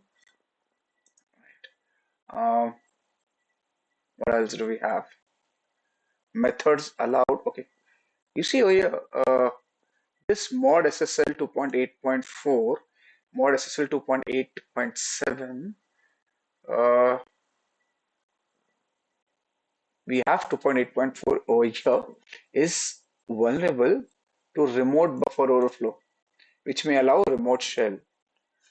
Remote shell, that means the attacker is able to get access to the system and thereby uh, either exfiltrate the data or do anything, any havoc over there. That's dangerous. HTTP methods allow get head options trace. So let's mark it. Right.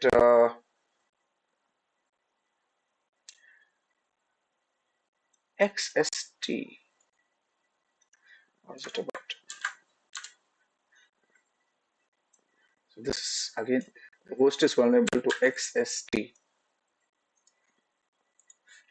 So XST stands for cross-site tracing, which is a website vulnerability, an attack that takes advantage of this method to trick the web server into reflecting the contents of arbitrary web requests, including potentially sensitive information. Over. So it can be used by an attacker to craft a malicious script or request that includes a trace method. Right. Okay.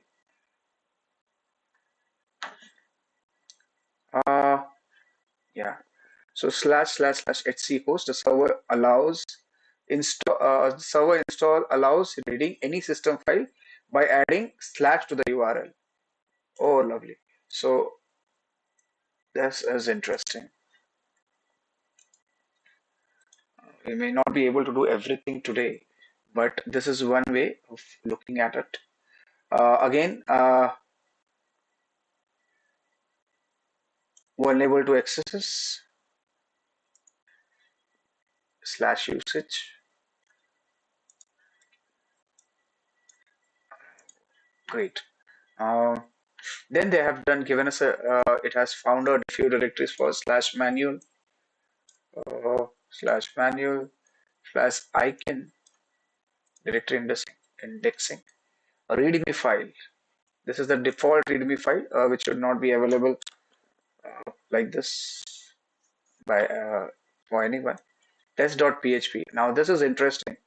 A test.php website, maybe before the website, this particular server was put into production phase, there was some test website which was started that is seen over here. Although we will be doing directory brute force, we'll be running GoBuster uh, or Derb like directory brute forces to find out directories. This is one important aspect which is available, which will allow us to understand a bit more. So it's something interesting again over here. A PHP backdoor file manager was found.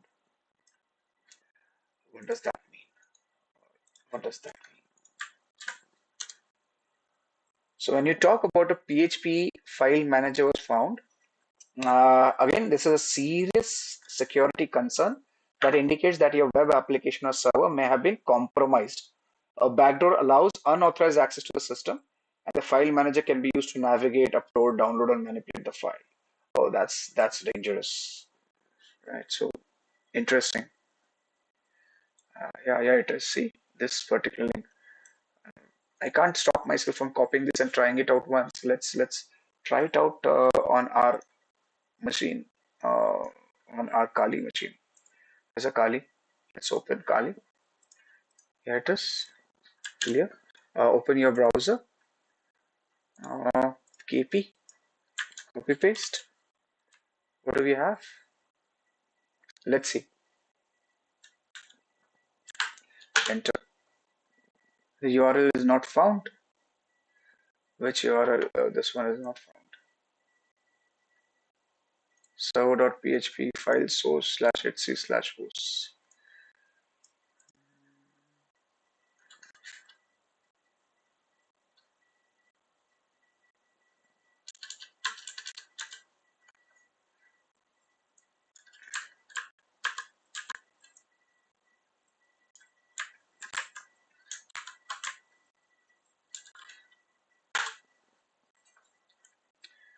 So let's see till where we can proceed, reach.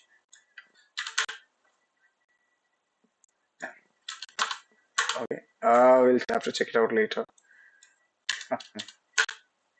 This directory does not seem to work. Fine, we'll come back to it later, but we'll note it down in the notes. It seems interesting, but yeah. So there's another one, same backdoor manager is found over here too. Server file source, WordPress. Oh,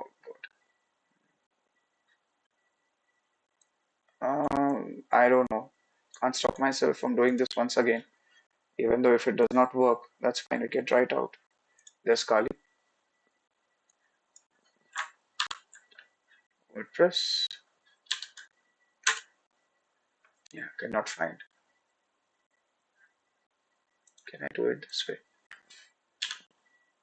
Enter. No. All right. Get back to our notes. Just complete it.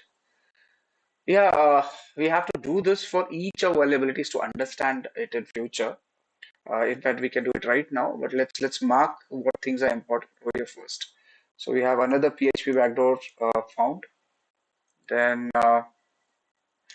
another one is here. Another one is here. All the same of the vulnerabilities, all three of them. So let's. What else? Some D-Link router remote code execution. Oh, so there's a remote code execution for the router also available. I don't know. Is this related to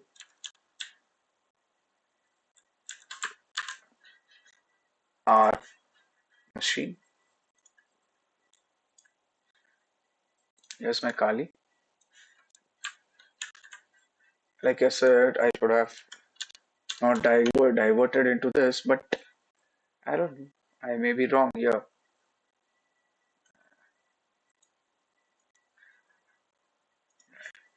Oops, where's it? There is a note making. Right, and oh, there's a file which contains credential. That's interesting. So it says there's a wp-config.php which contains credentials. I know. I am jumping the gun. Let's Google it. Why has it Googled it? Login.cgi CLI equal to this. Is it the same one?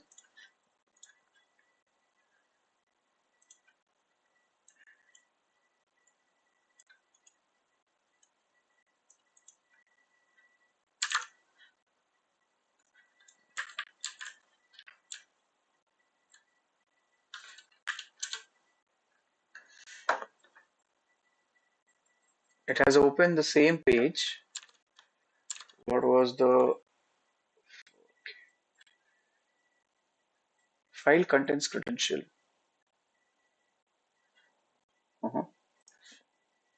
Page is used to test. Okay, this is a test page. If you are an administrator of this website, you may now add content to this directory, replace the page. Fine.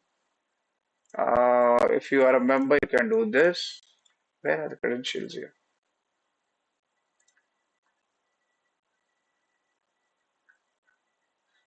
So we'll have to go deeper into this to understand what exactly this thing meant.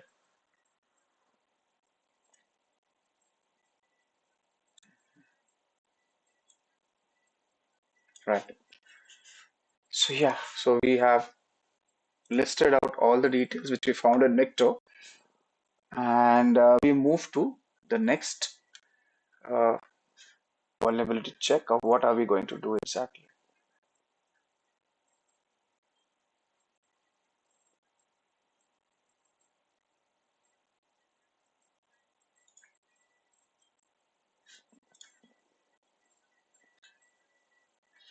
Come back to our machines, reduce this format, Kali machine.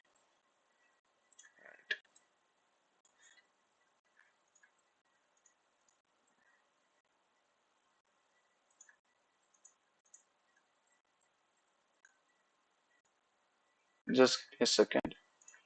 What else are we going to do? Okay.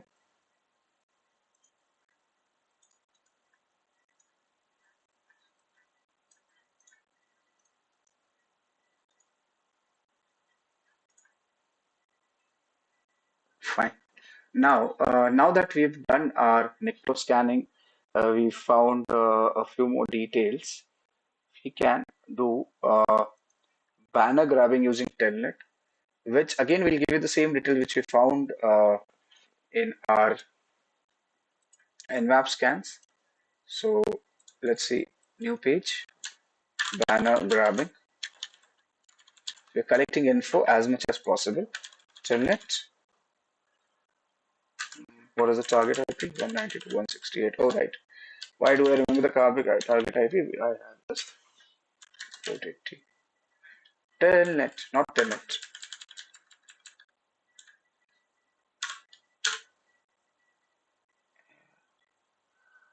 So we have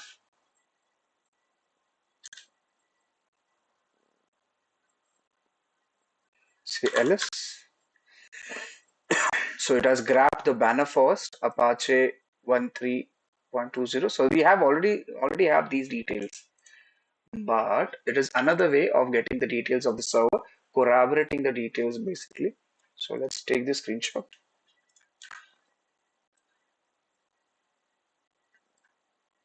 Edit. So we're grabbing banner using telnet.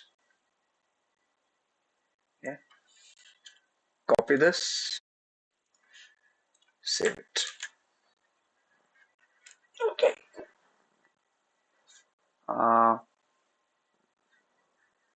So banner grabbing done.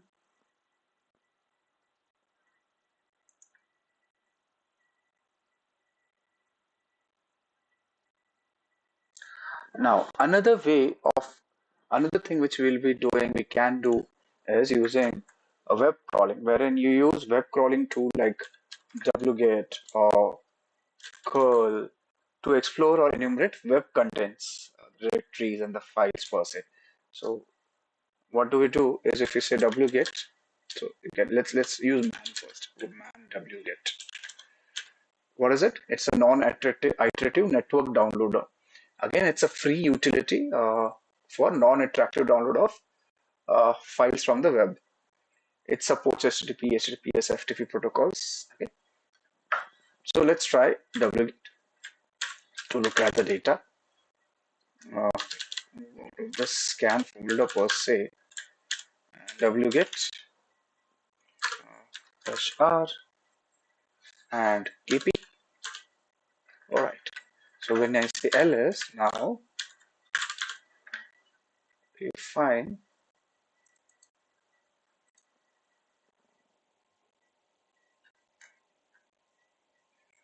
kp./power.pg diff. Oh, please ignore the reports robot.txt. Oh, we did not check it out, right? We can check out robots also.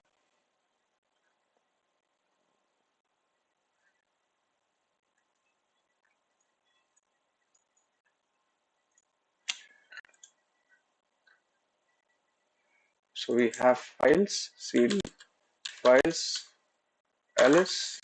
No, nothing over here. Where did I download it?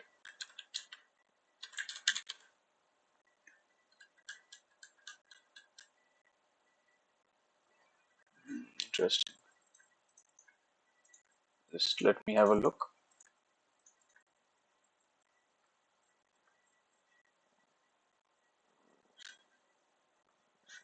Something went wrong, is it?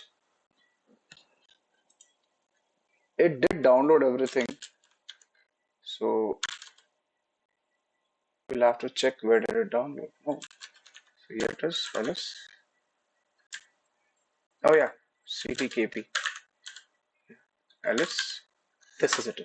So it has made a folder and got us all the details. So if I say cat index.html, it will show us the web page which we show all the details. So I can have a look at it from here. So we downloaded the web page, basically having a look at it. There's a PNG file. There's something else. So this is how it will look. Documents, live hacking, Kioptrix, KP. In KP, it will open the folder. See, the default images have been downloaded. Most of the time, what happens is if you are working on a website and trying to find exploits and issues, vulnerabilities for a particular web server live, there'll be a warning which basically the administrators, the defenders will know about it. So it is easy to download this and have a look at it offline once you have downloaded it and analyze any data which is available such that you do not actually warn or no, what do you say, get identified to the administrators. So that's the utility of getting wget. Right. So now we'll be using GoBuster to directory boot force. For that, use new page. You will be doing directory brute forcing.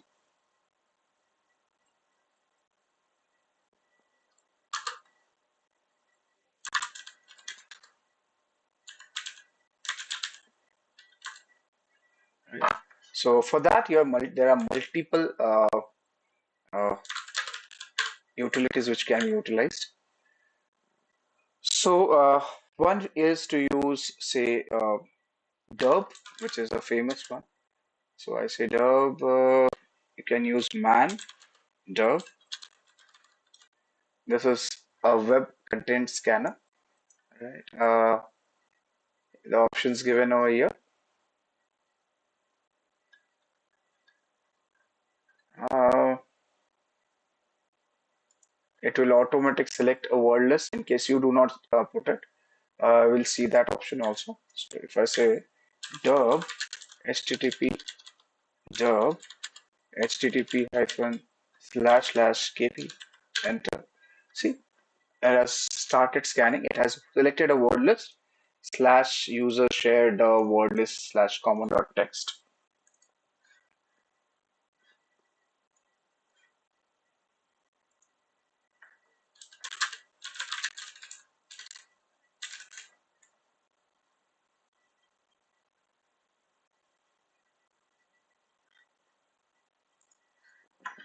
Right.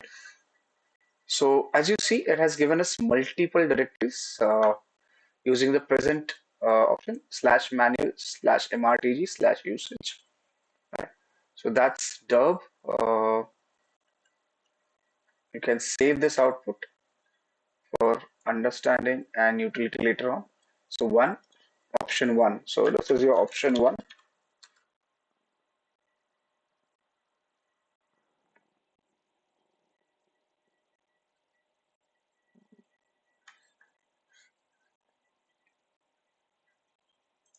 So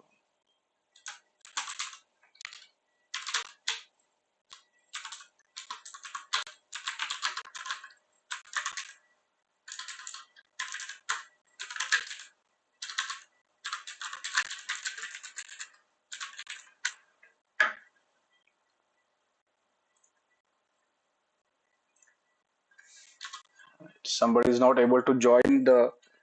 I think somebody joined the live stream.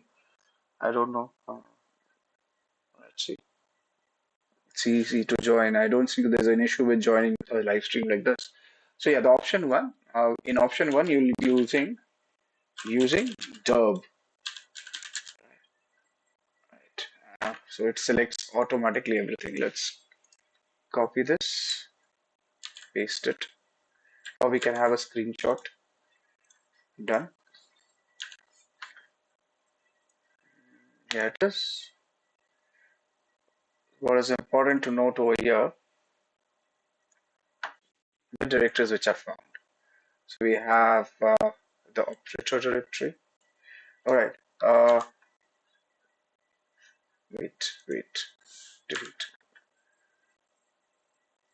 See, only 200 is the code which says that this directory is available, and there are subdirectories given over here. So rest all are not available.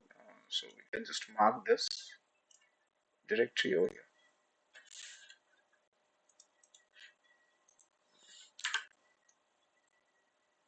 Not much of a data, but we can use this for our reference.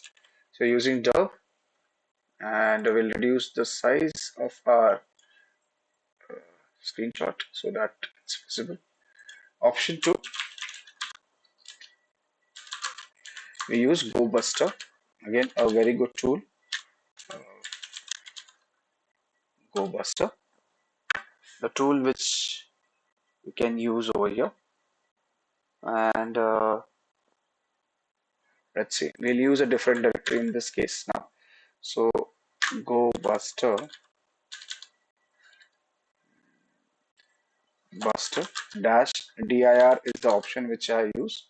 Dash u for URL, http://r machine Kioptrix kp, and the word list is to be given. So dash w stands for word list, or you can say dash dash word list, dash dash word list. So we'll use short form w. We'll use the directory user share. So these directories are already inbuilt into your machine. You can use those wordless, dirbuster, another directory buster, dirbuster, which has the directory listing available. So directory, if I double click, you see there are multiple directories available in this particular option. We can use these saved list to brute force a directory. So what we'll use the 2.3 small.txt as our brute forcing directory, and you say enter. Is anything left? No. Enter. So it has selected this word list. Remember, in case of our derb, it's selected automatically. We can always give a directory over there also. So use the share derb word list common.txt automatically. In this case, we are given a new directory. Again, yeah. So it has given us the same directories. So now this 301, which is available over here in status, it means that it's a permanent redirect. It's a permanent redirect. If it's 200, it's a success. We found 403, if you remember, right? 403 also was visible in the last search which we did.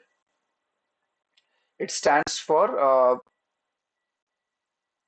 it does not authorize you to access the web page. This server does not authorize to access the web page.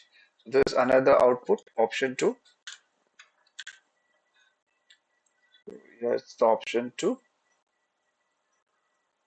Multiple options available. It is your choice which option you would like to use for brute forcing. So you have these selected. Just copy this. Here it is. Oh, it's too big. Make it smaller.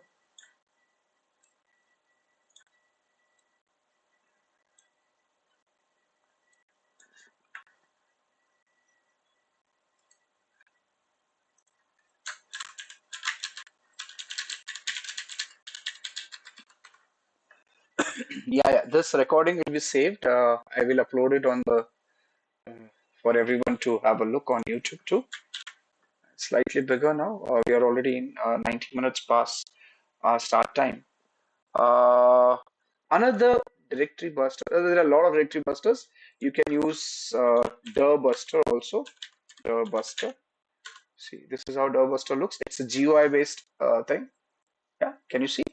So we'll check out that option also. Again, it's a personal choice which directory buster you would like to use. Um, you can give a target over here, 192. Let's use KP. Just KP HTTP //KP, and you can select a directory. Now this is the visual version of the directory which we are doing. So Kioptrix/home Kali. Yeah, let's go back. It's easy to type on the terminal. I generally keep on forgetting when I use this. So /user share.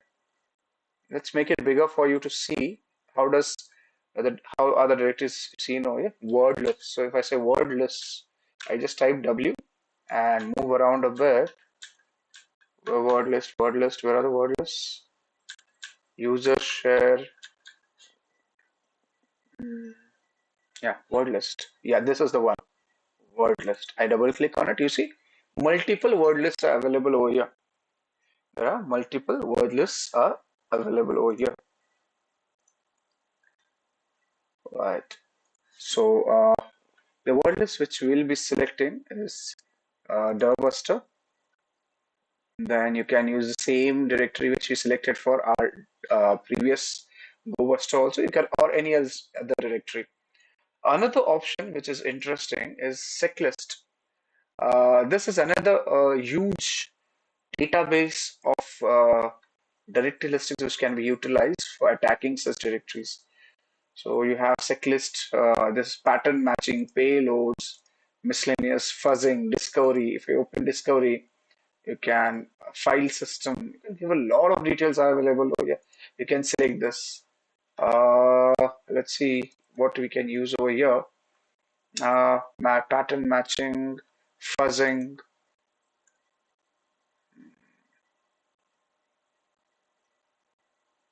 Looking for a relevant directory busting option.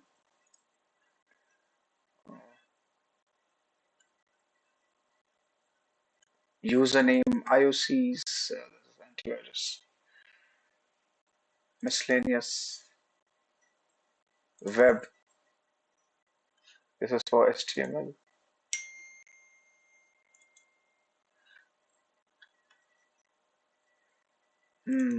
Discovery, file system infrastructure, common HTTP ports, common routers, Nmap top 1000. So a lot of details available over here.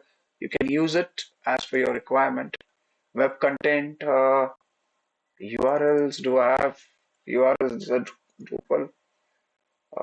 Common backdoors, directories. See, directories, medium, small, directory list 1.0.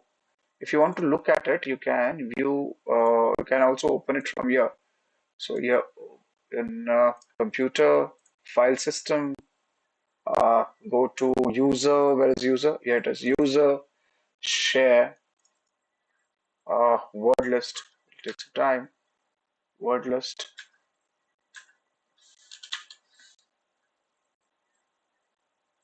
Yeah, it is word list. We are SecLists. This is SecList. We are into which one was we? Discovery, web content. Yeah, this is where we were. So if you want to look at it as this, so if I open it with a document viewer, text editor, this is how it looks. So look for your URL slash these names slash education slash Betsy, accessibility, go, toolbar, text, TV, radio, and so on and so forth. This is huge. So it is directory brute forcing, which is being utilized over here. Let's close this. Close this. Select a directory option. Anyone which you like. I select does such text. I start. Errors, so it did find some errors, so it did not run properly. So this is how it works. Dirbuster.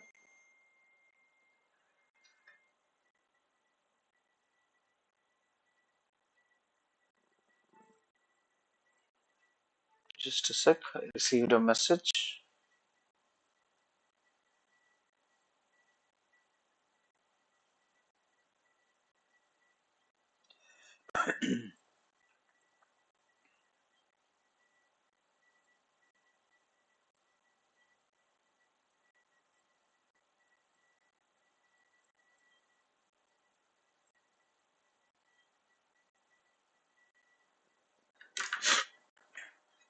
So here we are. The Dirbuster output, no, not much seen over here. So I just close this. Another one is Ferox Buster.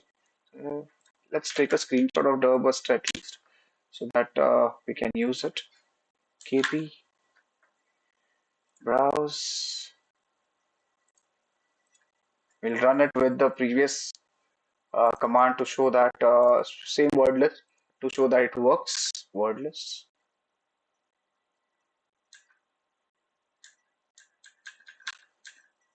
Yeah, it is. Dirbuster, directory small, run. Target is, oh, sorry. The target is http// start. See, the same things it will also detect.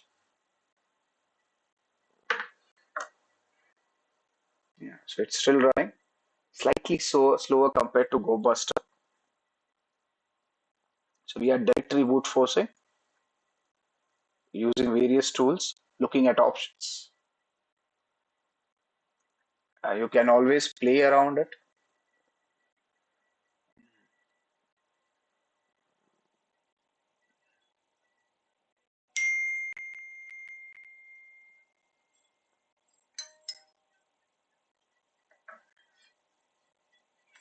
Let's wait for it to finish, taking substantive amount of time. It is said that Dirbuster also is slightly noisy. So when there are detection mechanisms in place, there's a possibility that Dirbuster will get identified. However, it is one of the tools which will give you a lot of details of your target systems. Let's see, it has found a few more directories over here, right, which were not there in the previous thing. Another directory busting tool is available, which I will show. Should we wait for this one to complete? Otherwise, we may crash our target machine. I don't want to crash it. Just wait. So these are the directories. If I just use the tabs over here, it gives a tree. That's the interesting thing over here. So it'll give you a CGI bin, icons small, manuals, mod, documents. There's a test.php. I can just right click, open in the browser. That's one interesting thing. See, print test. So it is printing test.php. I don't understand why is it here. That's a test page, which is not supposed to be there in the production environment. So that's interesting. Then what else do we have? We have usage.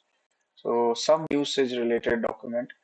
Yeah, so let's see total hits, total files available, total pages available. So that's dashboard on this particular system, the target system, given us graphical details about the page. This is interesting. So you have daily statistics, you have hourly statistics, you have URLs. What URLs you have?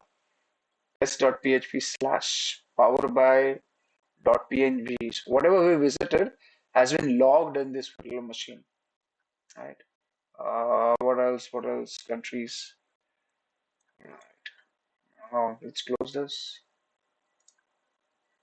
So it has given us a directory. So wherever you see 200, that's successful. 403 unauthorized. 300 would be redirects. That's the reason we have found it. There are other. What responses are we interested in? Mostly 200s and 300s. Although 403 also is interesting. That shows us, or rather reduces our scope. We can look better into other details using this.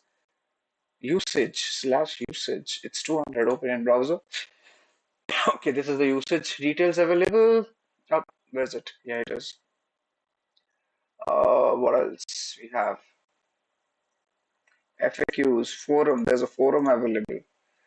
Name, MRTG, mailing list, rules, subscribing. There's a past activity, mailing list, news group. There's an author given, Tobias Whitaker. So if you can do OSCENT, you can find this guy and get details about this guy also. So we have the photograph over here for this guy.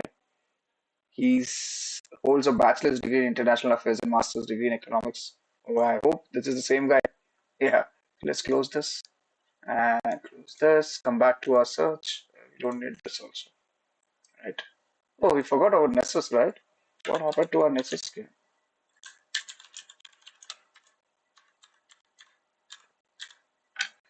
Normally not to be remembered, but say I would keep it remembered. Session expired. Right. Yeah, it has ran the vulnerability scan. So we'll come back to this once this particular thing is complete. Still waiting. Web server.html. So it gives us detail.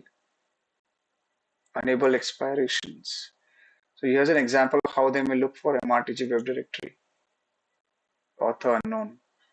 See, a lot of directories are being brute forces by the buster, which were not seen before. There's a squid.html. I don't know what is it. Monitor squid. So you can go in depth of whatever is being found over here, looking at one by one, each thing small icon. Right, so we are into a directory which has details, possibly photographs, GIFs of, I don't know, can we use this to upload something? Right. That's interesting. Usage. I think we saw usage already. We saw usage. Is there a uploads directory or something? That is the one which is the most juicy. But you never know, we may find something interesting. Manual. This is a manual. So what is it doing? It found a slash manual. Now it is brute forcing the sub directories slash mod. So that's the reason our dir buster is able to get us a greater detail compared to other directory busters which were there. So let's wait. This has taken a long time compared to I was expecting. I was not expecting to go in such details, but that's good. Allows us to go through greater details.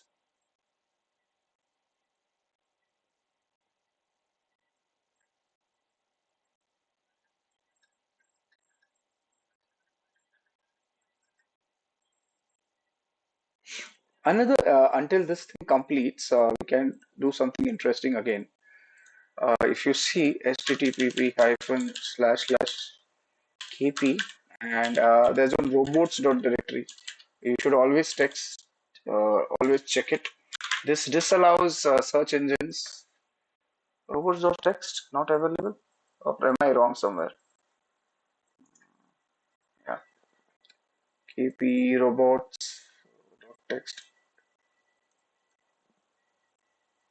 Nothing's opening over here. Ideally, when you go to a website, this is somewhere the search engines are told prohibited from using this. So the search engines will look for it and say, okay, you're not supposed to go there.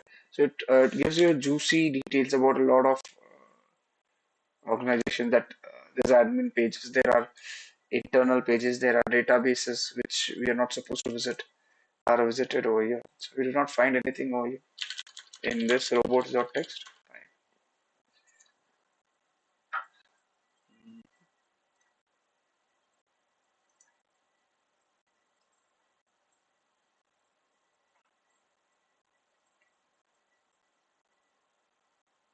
Okay, again, one thing to remember, these techniques are commonly used for legitimate purposes, and they should always be employed responsibly within the boundaries of the law. Unauthorized scanning or enumeration of the web servers without proper authorization is illegal and unethical. You may land in trouble or behind the jail. So please ensure that you don't do it. Right. Still running. You have 10 directories here. Only 11% completed, so we can let it run and move ahead with our, okay, we can till in the interim we can have a look at the Nessus scan, right? So just full screen. We'll reduce the yeah, here it is. So we have 22 critical vulnerabilities, 35 high vulnerabilities. Can you see the page over here properly? 35 high vulnerabilities, 61 medium vulnerabilities, low vulnerabilities. A lot of details are available over here. I don't know why that's saying failed. Basic overview, timeout details. Okay, right. So this is the host. 22 critical, 35 high, 61 medium, 14 low, 79 info errors. And this is how the graph looks. This is something which will be useful when you create your reports. Vulnerabilities are listed. So 9.8 SSL version 2 and 3 protocol. You can click on it. It will give you details. The remote service accepts connections encrypted using SSL 2 and SSL 3. These variations of SSL are affected by several cryptographic flaws, including insecure padding, insecure session renegotiation. An attacker can exploit these flaws to conduct man-in-the-middle attacks. So what do? You disable this. Use only TLS 1.2 or higher. So that's interesting, right? It can be put into the report. So what else do we have in the vulnerabilities? Apache HTTP server, multiple issues are there. And one is a critical one. This is uh, according to this version, this is less than 1.3x, therefore no longer maintained by the vendor. So obviously it will not have security patches. It will not have any patches. That makes it vulnerable to security risks. So you have to update it. Yeah. So you have to tell this to them that the server is critical. We need to look into it. And it is important that we look into it. Buffer overflow. You see, the remote host appears to be running a version of Apache that is older and affected by local buffer overflow vulnerabilities. Right? Should not be the case. So you have to upgrade. So they've given mitigation strategies also. And Nessus is a wonderful scanner to allow us to work on such issues, understand the issues, and also gives us mitigation strategy. You see that the ETAG one which we found out, same thing. Information disclosure, modify HTTP ETAG header. So it has given us a detail. You can have a read. If you click on it, you can have a read about this particular use issue also. So that's how it works. 49 vulnerabilities listed. Mod SSL, and you move below the medium ones. A lot many details available. Service detection, external URLs, web mirroring, Ethernet MAC address. So it allows for a MAC address being reflected. So interesting. SMB signing not required. OS detection, trace to information, remediations given over here, all centrally. So that's interesting scan. We can use this to create a report.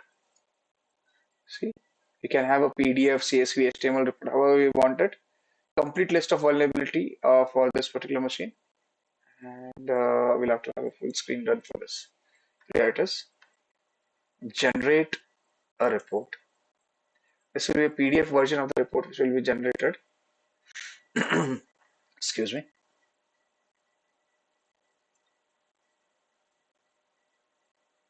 So it will give you a compliance remediation. A lot of options are given. You can use it. So this is how the report will look. See, it will list out everything. Clickable versions. So if I click on it, it will take you to that location and you can read about it. So helps you put up a point, give remediation, list out issues. Right. This is what is the report is about. You can incorporate this in your note. There's only one piece. You can actually give the complete network. It will do it for the complete network also. Right. If you want it host-wise, you can export it host-wise. So if I say detailed vulnerabilities by host with compliance remediation, So it will generate a report the way we want it.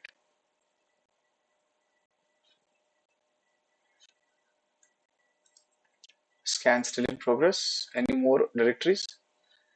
Yeah, it is. So now what has done? Vulnerabilities, compliance failed, compliance skipped, compliance passed. So one by one, you can use this.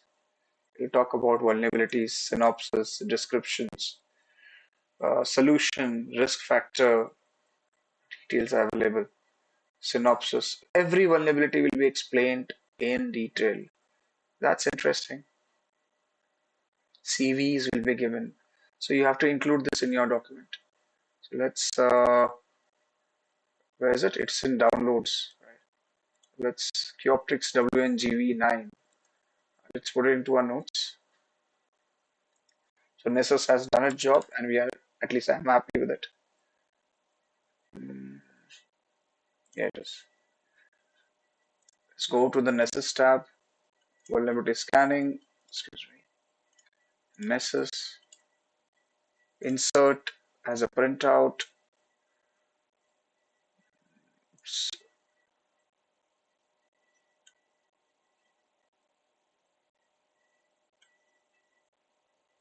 Where was it?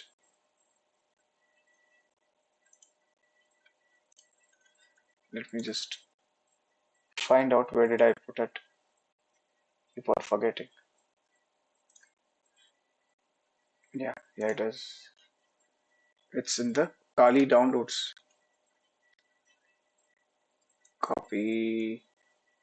Oh, that's interesting. Can I don't know if I can just copy paste it into my note. Okay. Too big. So what we can do is we can open your browser on the host machine, log in into Nessus. What was the IP address for the Nessus?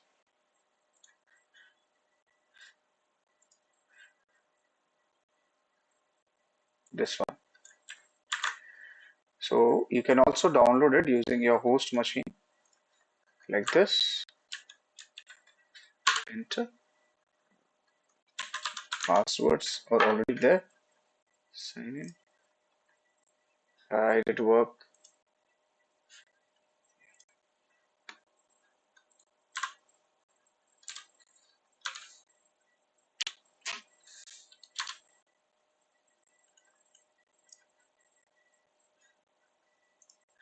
Yeah.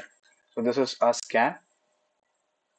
You can actually export the report here itself. Compliance and remediation. Generate report.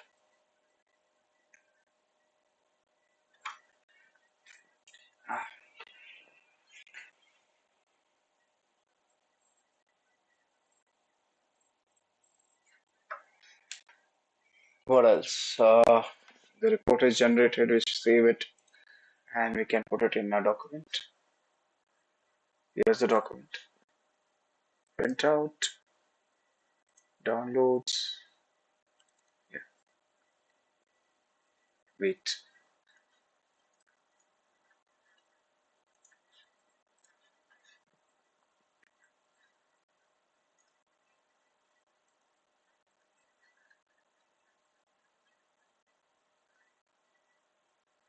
There are a lot of tools. Even there's another tool by the name of Ferox Buster, which also do directory brute forcing.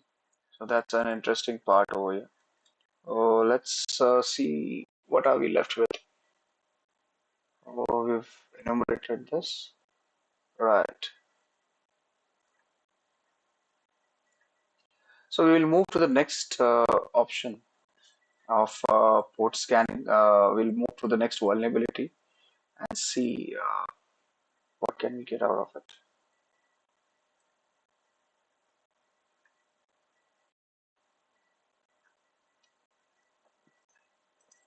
Yeah, see the report is here. We can use it when we generate our report subsequently. So we move back. Now, scanning, vulnerability scanning done, directory brute forcing is a part of scanning if you just want to put it out there. Let's latest. Come on. Make subpage. It is already there. This one. Make this to a subpage. Right. So we've done vulnerability scanning. We've done scanning. We need to check out other ports which are available one by one. Allow me a minute to check out my notes.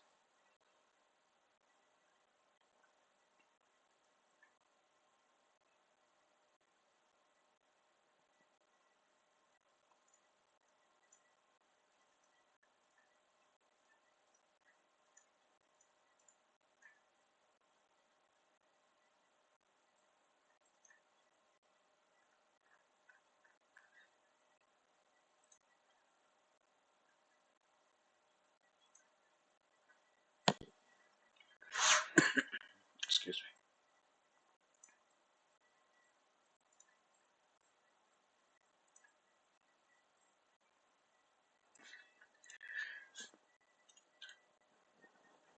So now that we had a lot of ports which were detected, we were working on port number 80 mostly over here.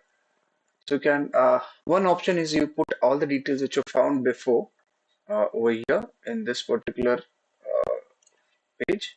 So we know it has been scanned. We can also look for this other ports for any vulnerabilities which are available. That way you can find out greater details which can be used to exploit this particular machine. Right. So what else we can look for? Let's see.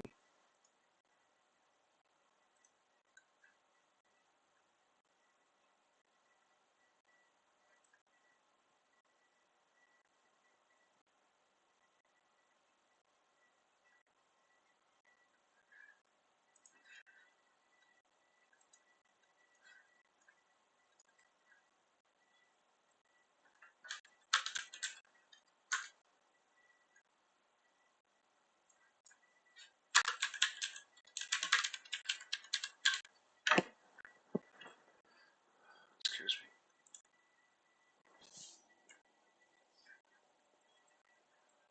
So we have done our directory boot forcing, network discovery, we've done Nmap scans, right?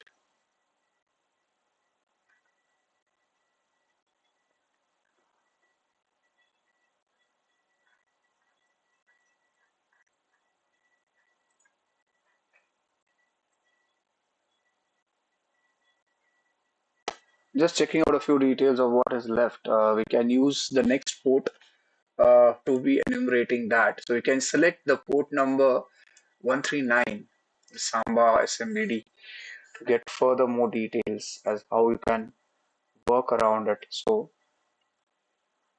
let's see what else, how do I proceed with it?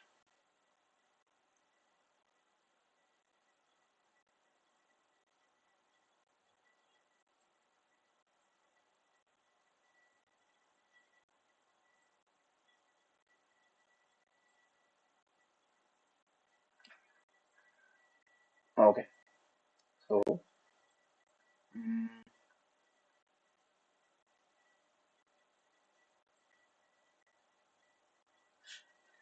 now that we are in this 139, let me just refer my notes properly. SMB enumeration we can do by doing several things. So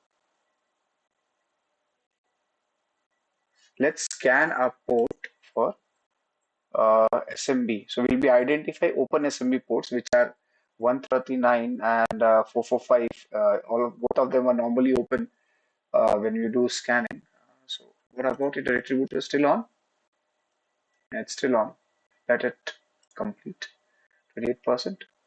I hope it does not cache the machine. Right. So let's minimize. Open another terminal. Right. Nmap. Okay. This UDP scan I forgot. We can always see what our ports are open. So UDP says 7722 UDP is open, filtered. It is behind a firewall or not approachable. 138 is open and filtered. UDP is open for net bias. So this is net bias what we'll be looking into now. So let's copy this and put it onto our UDP scan. Right. We did not look at it after the scan started. This is what exactly happens when you are when you get consumed in such detailed scanning. So did we have some? Okay, let's use a page here.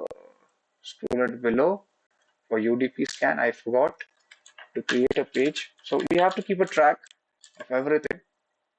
We have SMB net bias system working over here. So let's check it out how we can utilize this particular uh, service or the port and get greater details of data. So we come to port number 139 for SMB. For that, let's rearrange our system, get our Kali machine and nodes side by side once again, and we'll one by one find out details for this machine. Right, so just clear this. What is left over here? We don't need this. This is a doorbuster. Right. So we'll scan for a particular port with respect to SMB. So enumerating SMB or server message block, or SMB as it is known, services block. Yeah. These are services which typically involve scanning and gathering information about Windows file, printer sharing services or network. This is on the network, right? So there are common techniques. The first technique is a port scan for exactly these ports. So let's say sudo nmap. We want details about these ports. So port number 139, port number 14445, which and both of them work in tandem. Let's check out our on our IPKP. We can put the output dash OA into OA into the file scan slash SMB underscore scan. Right, I think this should do. Enter Kali. No such file or directory. What did I mess up? We have a scan directory. Yeah, worked. ls cd scan ls. So this is your Nicto. This is your UDP scan. This is your SMB scan. So if I say cat nmap, I don't want the full scan. I want the SMB scan. Right. So SMB. I should have used nmap. Same format. I want nmap scan. So it has 445 is closed, 139 is open. So we'll just share this, put this result into our notes, confirming our data here. All right. Another tool in the net bias enumeration is NBT scan. NBT scan.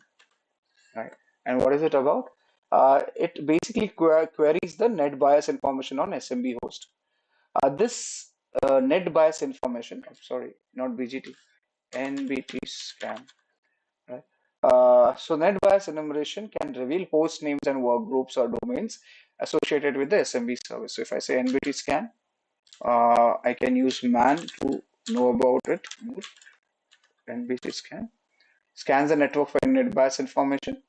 Uh, it is a program for scanning IP address for net bias information. It sends net bias status key to each address in supplied range. So I'm giving a range. I can give a range or a particular machine. It will give me IP addresses, net bias, computer name, logged in users, right? So on and so forth. So let's try it out. NBT scan dash R KP. It should work, right? Oops. Okay, it needs a range. Doesn't the IP work? if not KP 192, or am I wrong somewhere? 738. Oh, this thing works. So it worked with the IP address. So it says NetBIOS name is this, server is this, user is Kioptrix. As MAC address is not given. Fine. We'll take this. Move on with NetBIOS details which are available. Important user and the NetBIOS name over here. Let's take a screenshot. I should have unhighlighted this first. Screenshot.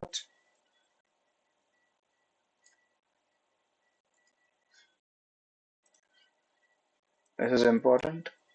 This is important. Copying and just put it over here. Make it decent. Yeah, it is. So we've done NBT scan. Right. Just a sec.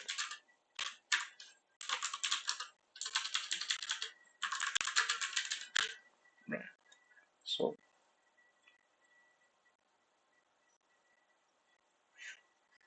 moving on to another enumeration aspect, we can find or enumerate SMB shares if they are available on the target machine, right? Wherein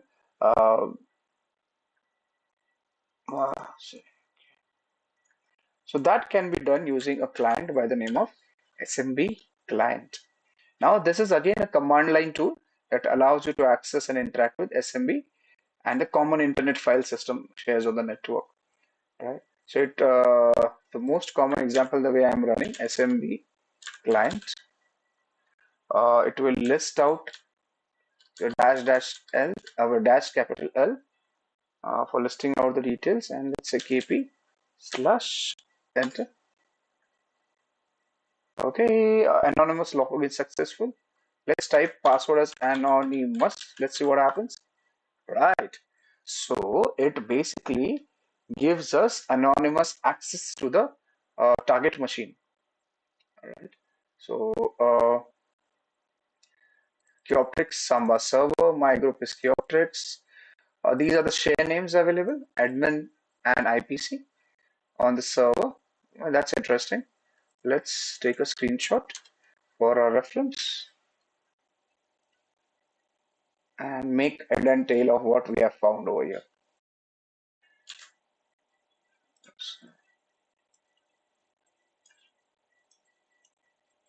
Okay. So now again, what have we got over here?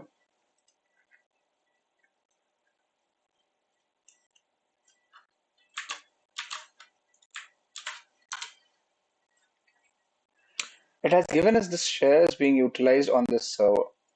Now it means that firstly, we'll go by this first line. So server does not support extended security, but client use SNEGO.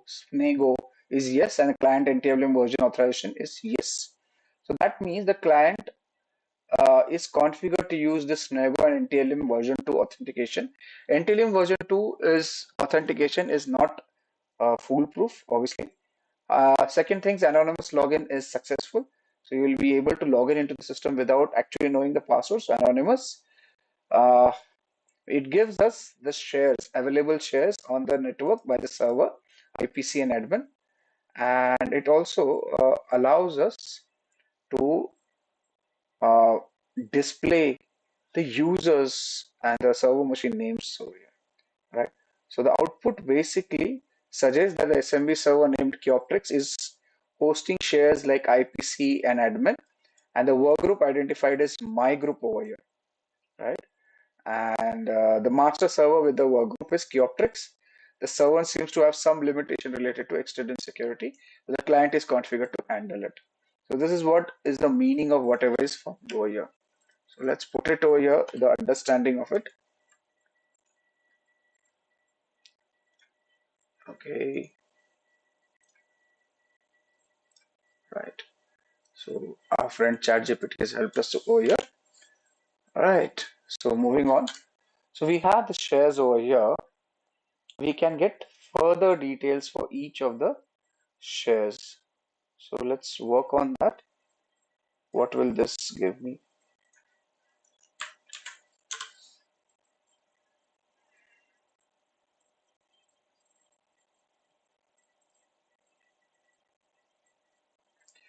So what we'll do is we will try to use a command which uses a wildcard for a username, indicating that you want to attempt a login, anonymous login.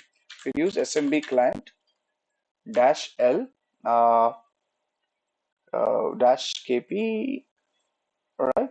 And you will use a username with a wildcard. Basically, we want to do anonymous login. Let's see if it works. Enter. Yeah. So the anonymous login is successful, as we are already aware. As we are already aware that anonymous login is successful.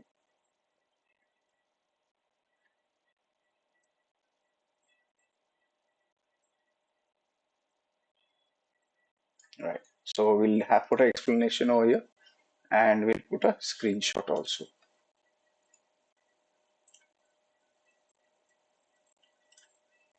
Right. And this screenshot will come here.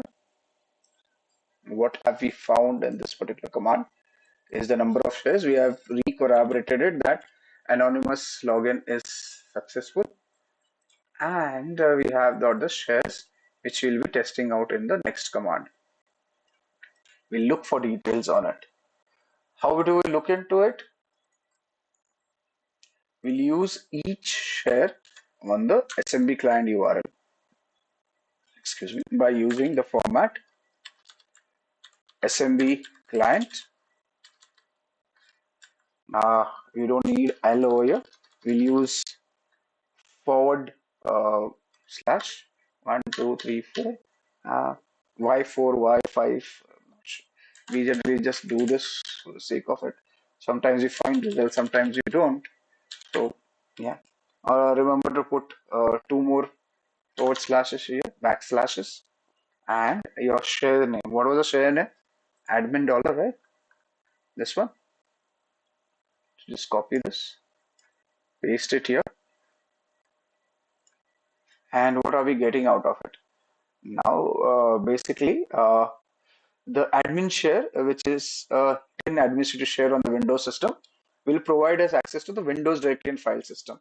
So that's the reason we are using this command. So when you run this command, it will attempt to connect to specified SMB share, which is admin in this case. And if the connection is successful, you'll be prompted to enter a password.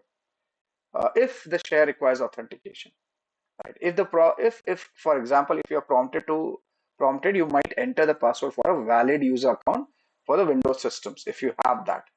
Right? Now, this exact behavior depends on the security settings of this particular target, right, on the SME. So let's enter, see what happens. And we entered. Let's see if we use just password anonymous. Also, it does not support anonymous. If I just enter, okay, wrong password. Do we have any other details available? No, does not work. So can we try the same thing with the IPC? IPC dollar. And what is this command about?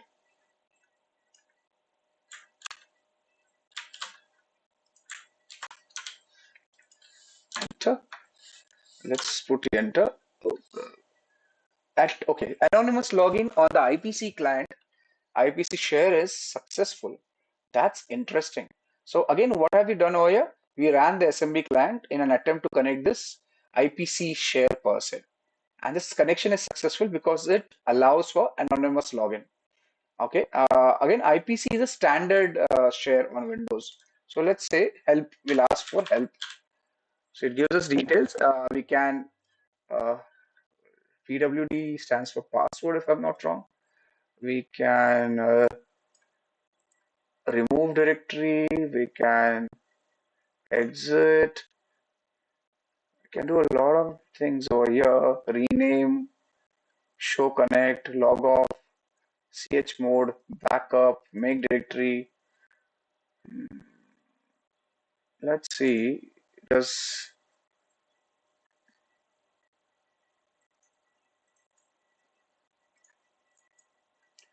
So let's use our standard Linux command, say ls. We want to list out the details over here. Ls enter. Access denied. All right. So we have something known as all info. This one. Let's try all info. Does it give anything? Nothing at all. So no use. Exit. So we ran a command, but not much of help in either case, neither in the admin's case nor in the IPC's case. Although IPC allowed for anonymous login, admin did not. So just save this for our future references that it did not work. We can tell the administrators that you have done a decent job in this case, or maybe we were just not able to break it. Yeah, it is. Right. Yeah, it is. So let's take a screenshot.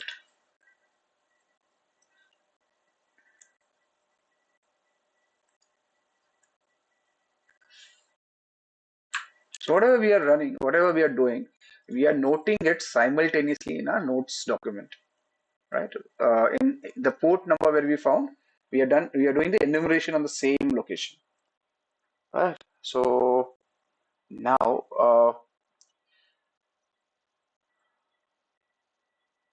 what else do we have?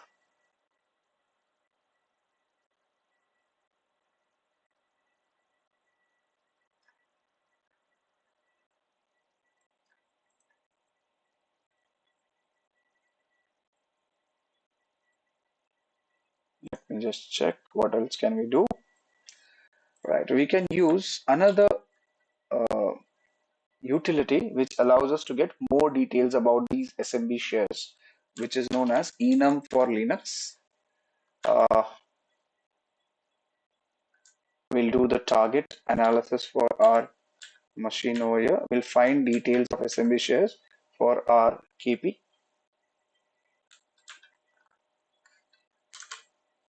Right, so it has ran. Now this output of enum for Linux gives us a lot of details. For that matter, too many details. Sometimes it becomes real difficult to look for it. Just scrolling up like this. Right, here it is. So it says usernames given. What have we? Yeah. So, and then it gives us the status. Then it gives us a server KP allows using uh, anonymous login. This is anonymous server OS version, platform, details of the server. The shares which we are finding piecemeal is given over here in detail. IPC admin. IPC allows anonymous login admin does not. Another info which we have, null shares, password complexity is disabled. So that means the passwords won't be strong if they can be broken. So we can do maybe brute forcing, SMB client brute forcing possibility if possible, right? Group administrators, users, guest power users. Uh, what else? What else? So there are details available. You can just go through with it one by one. Again, nothing very juicy, important available over here. Right.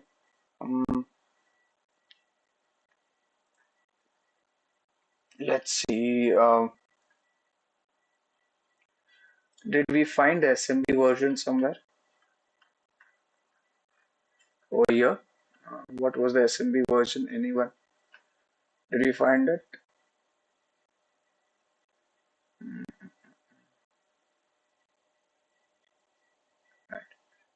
Did you do have anything over here? SMB. I found the 4.5 OS version operating system. Enough for Linux version.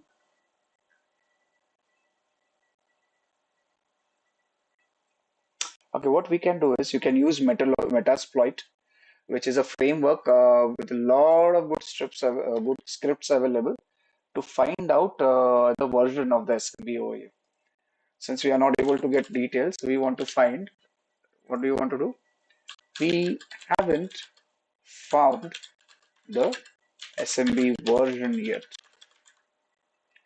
So let's use MSF console or Metasploit to console to get the version. So let's start MSF console and see if we can work on it. All right. Aim is to find the version of the Samba server, Samba machine. Then we may find vulnerabilities for it as we proceed. So since the Metasploit has started, just let's wait for a second more. Yeah, it started. So search is an inbuilt utility for finding the version of Samba. So just we want Samba SMB version. Let's see if it can give us some details. Oh, right. It is like this, Samba version. Why am I typing SMB? Samba. Does it work? Version spelling. Lord, I think I'm sleepy. Search Samba version. Spelling mistakes are really big spelling mistakes. Right. So see, we have several scripts which gives you details. Let's find out the one which is useful for us.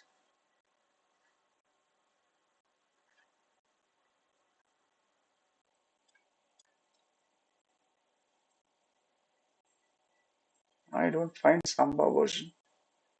There used to be a script Samba underscore version, or am I not able to look at it properly? Just search Samba underscore version. Right, it's not available anymore. We want to have a scanner actually. So it's a use slash auxiliary, if I remember correctly. It used to be auxiliary scanner Samba or SMB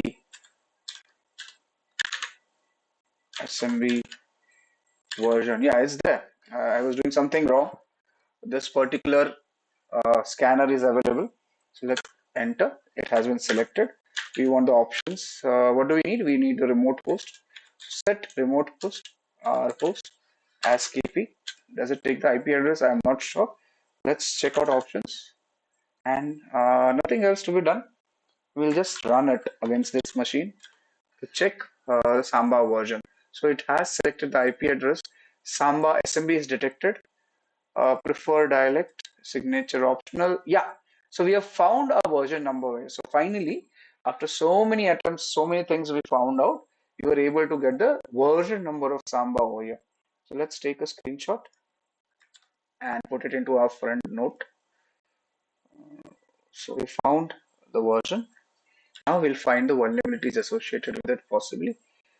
In order to get the root in this machine, which we have been waiting for last what, 3 hours, 2 hours. Yeah, this has been long. I still did not use a lot of resources which are available, uh, but we will not cut short, do shortcuts. Let's see, we can do more detailed work henceforth. So now we want to research the potential vulnerabilities. Like we always do, we will open our friend Firefox and Google, say Samba 2.2.1a exploit, and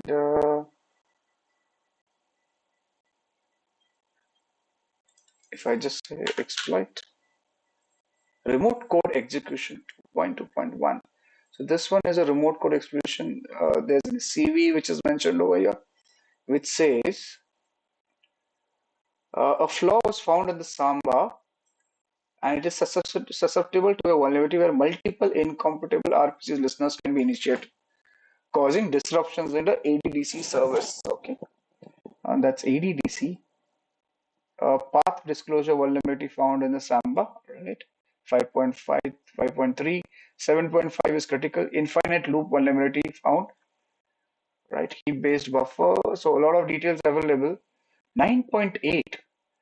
This is a path transversal directory was identified in Samba where processing client type names connecting to Unix domain socket. Oh, so we have a few over here. We are looking for uh, Rapid 7 details, which we were looking for. So let's see. One option is we can just use terminal to ask MSF console itself that do you have anything on Samba 2.2? What is it? 2.2 1 alpha. So we have,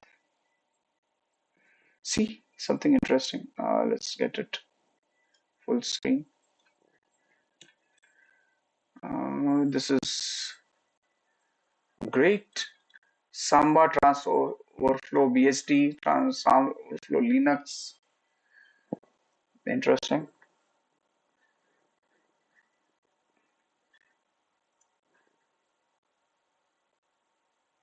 So we found the Samba options. We found the vulnerability. Possibly a 2.2.1a is vulnerable to something. Now we've got a version. It's time for to search the exploit, but we are yet to get a decent exploit. So what do I search?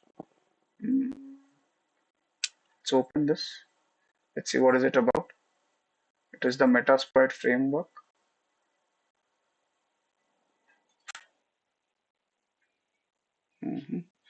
Trans Open RB.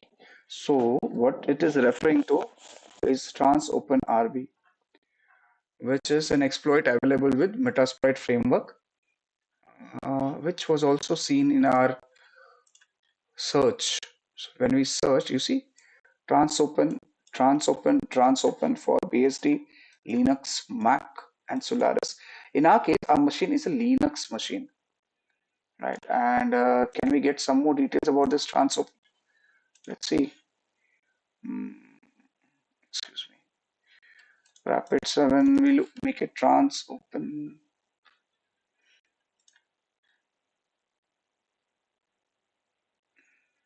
Yeah.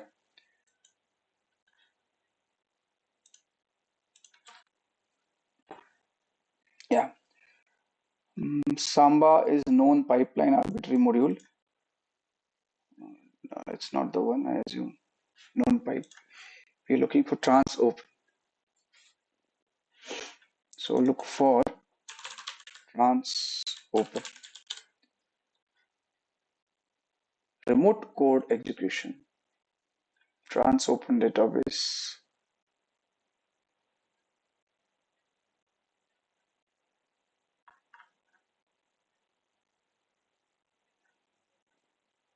If I say trans spelling is wrong. Trans open.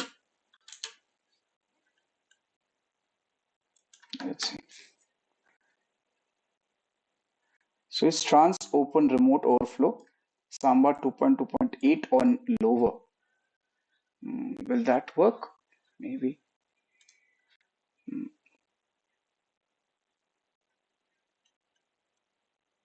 And this is the one we are referring to over here, which we saw vulnerabilities. So if I just go on looking ahead, overflow, buffer overflow stack. If we just click on it,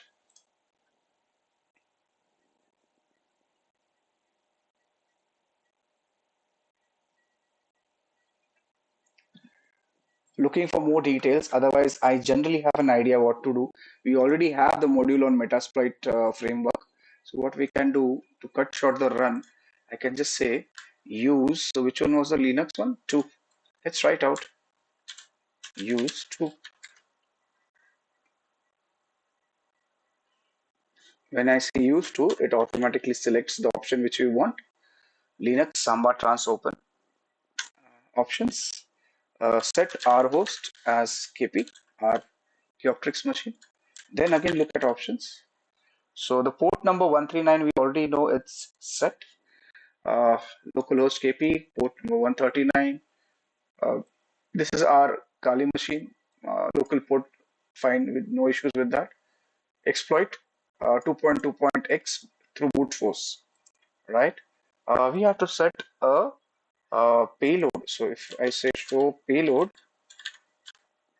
all right, oh, not the set payload. Uh, let's take a generic reverse shell.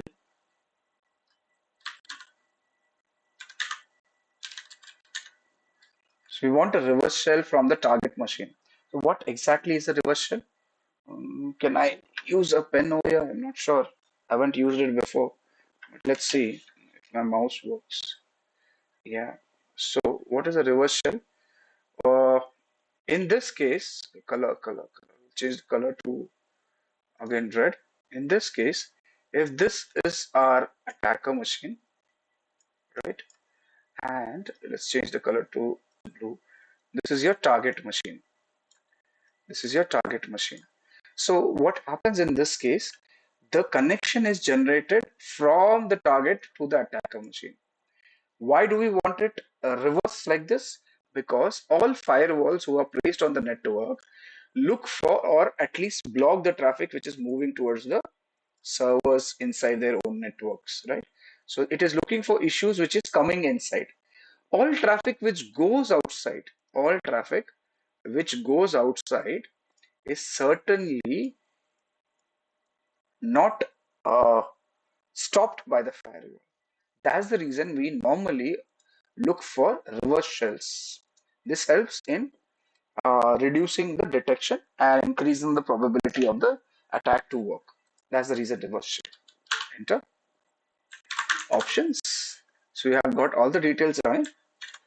Let's now, how do you run it? You just say run or you say exploit. Exploit. Either of it will work. Okay, let's say enter. Should work. So it's a started reverse TCP handler. So this is the one which is listening and it is attacking the buffer overflow vulnerability of this machine. Command shell one opened. That means it's a success.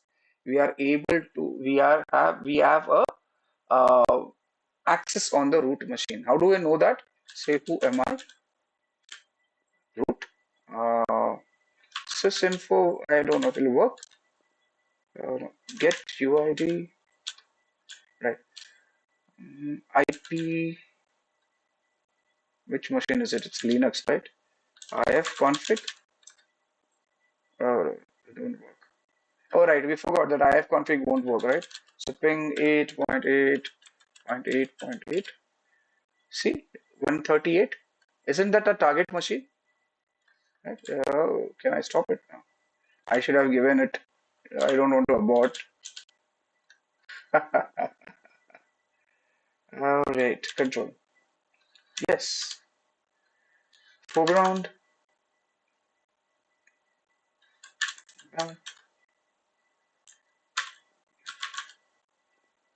So we'll have to run it again. Shit.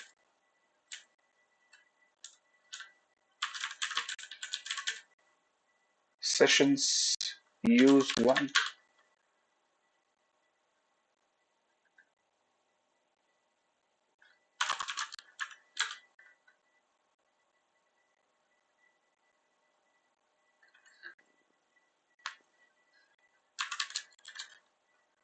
We lost the. Let's wait. Do a buffer overflow again.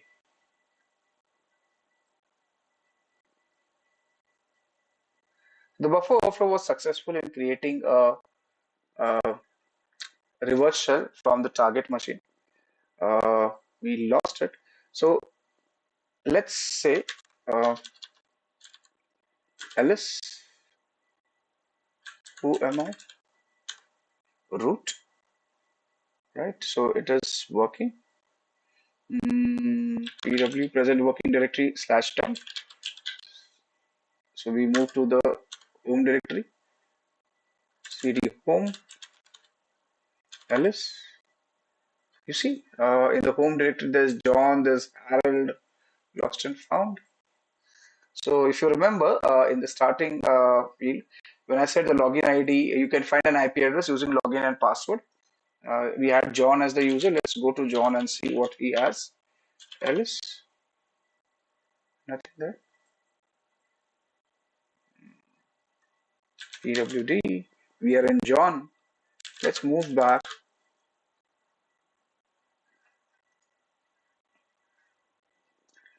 Uh, ID, we are root over here. So we've got the administrative access to this machine. We can get as many things as possible. Let's say we want Harold over here and say Alice. So even Harold does not have anything. Let's move back one more directory.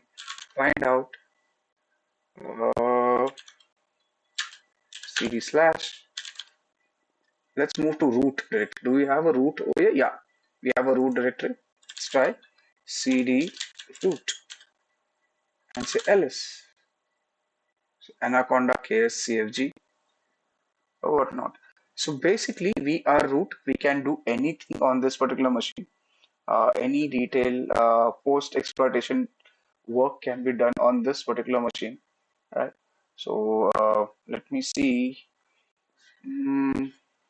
If you want to open the shadow file, what is slash etc slash password and slash etc slash shadow files? So are you aware of it?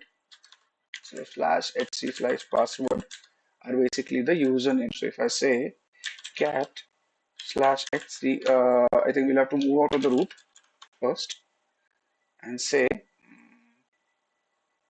cat slash etc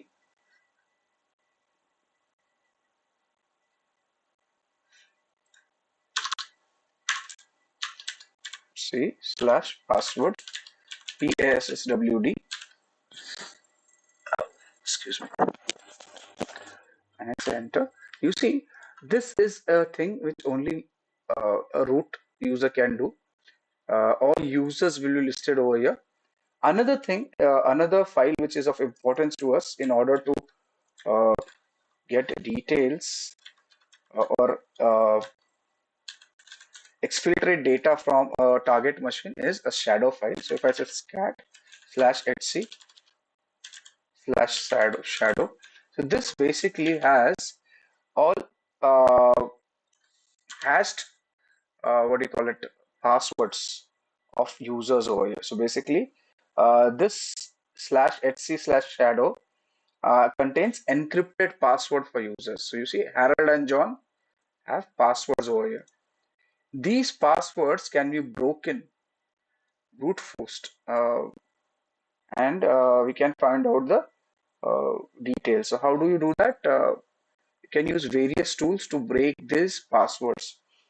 Just let me see what tools we can use so that we'll get the login password broken for these users. Hold on. And that will be the last thing we'll do for today. Kioptrix.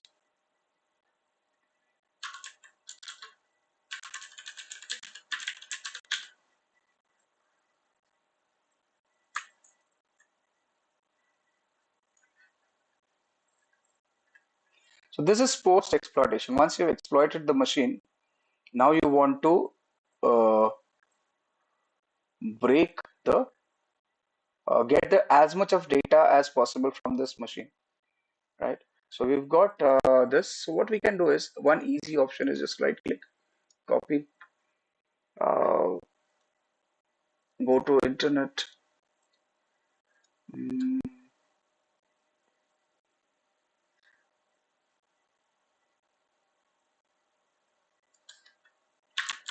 password cracker. So this is an easier option I'm doing.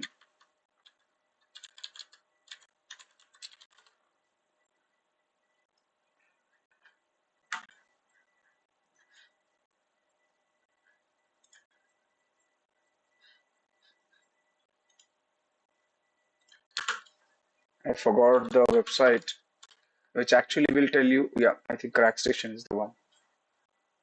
Let's see if it works. I don't know. This one is an issue with me. Normally, I keep on playing around this captcha.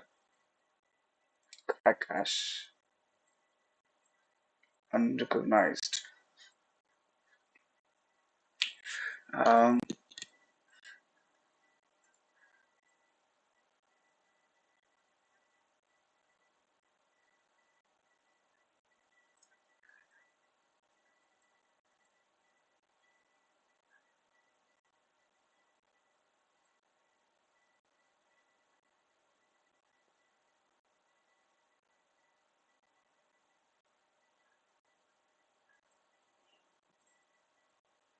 just checking out the command for Hydra to break the fire password.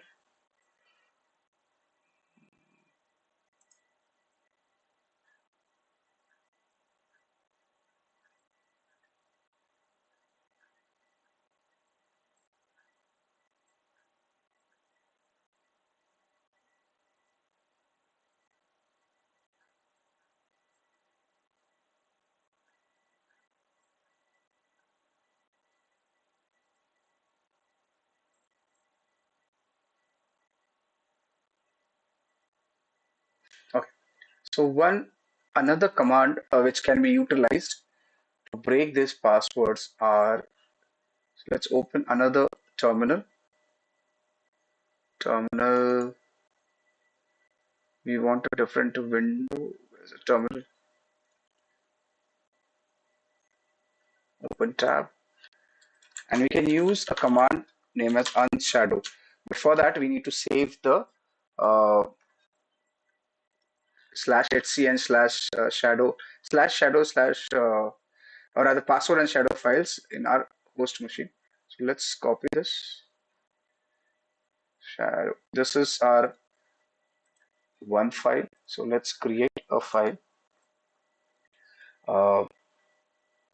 We can call it a root. So we can put it into root file, the loot file, not root, loot file, and say nano password dot text, enter. I have copy pasted the details over here. Let's see, it works. Yes, so I'm trying to break the password over here. We can copy the shadow file.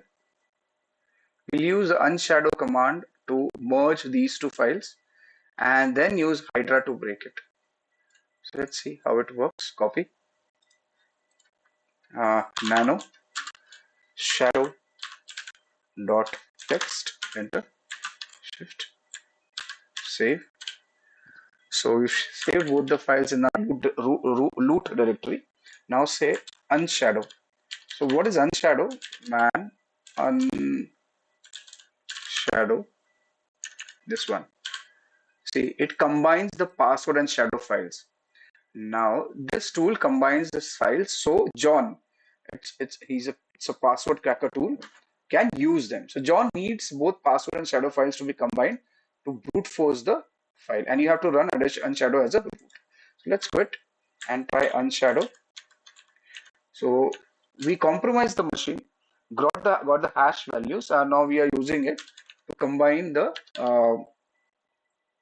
password and the shadow files.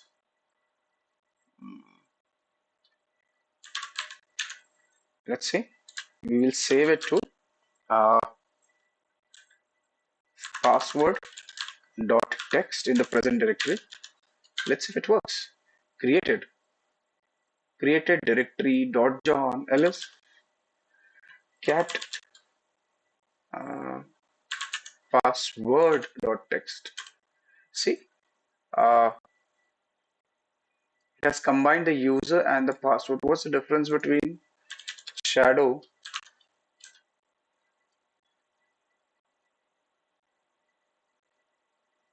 let's divide it.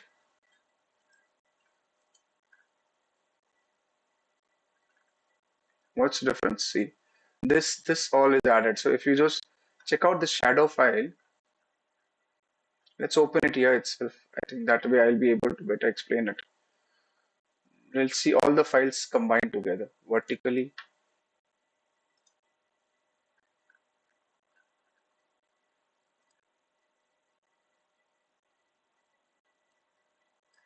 Another one vertically. We'll see all the files together to understand the difference at least. That way, this is the password file which we created. We'll have the one which was uh, exfiltrated from the system and cat shadow text. So how does the shadow file, which one is it? Yeah, we want this one. See, Harold X501 home Harold bin bash, and this was the shadow file. Both of them have been combined in this password file. Can you see the difference? So that's how it works. Let's close this and use it for breaking and finding out the passwords. Now what do? You use John to break this. And you can use hashcat too, but let's use John break the password.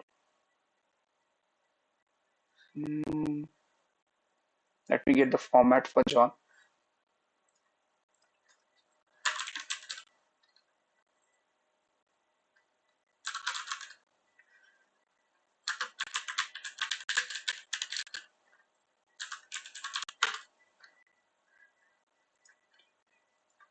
John the Ripper.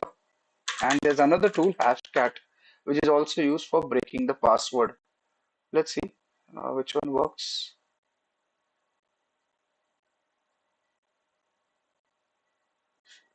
We'll use hashcat first.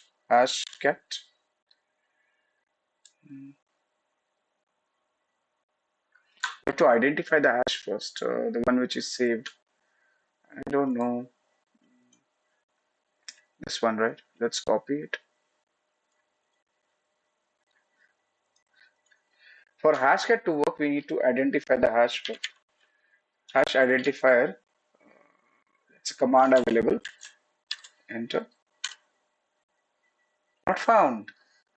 So the job becomes difficult. If it's not found, how do I break it? Let's see how John can help us.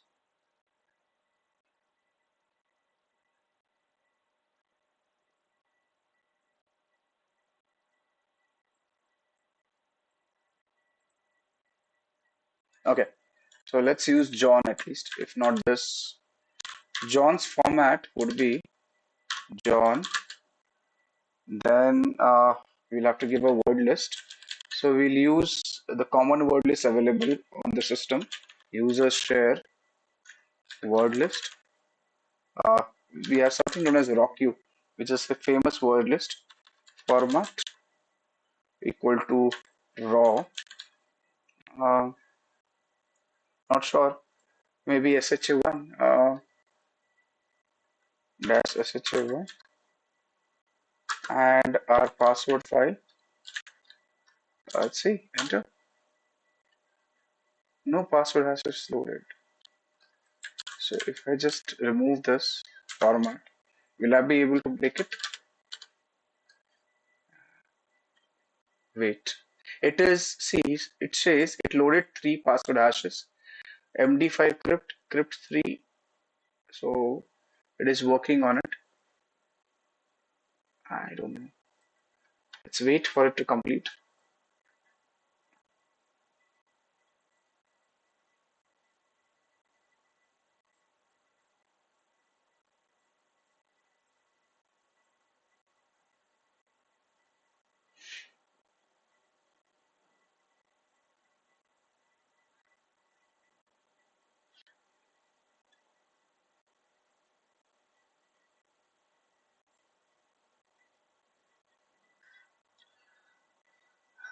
Waiting for it to complete.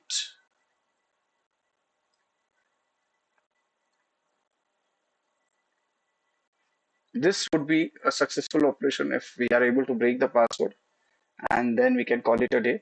A few more minutes.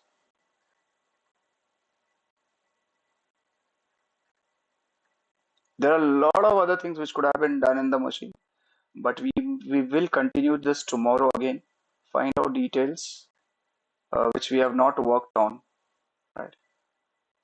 Because there are ways and means to get hold of this machine in several other options.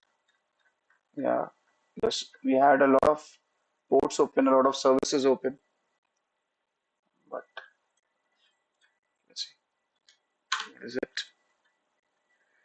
76% done. Let's wait.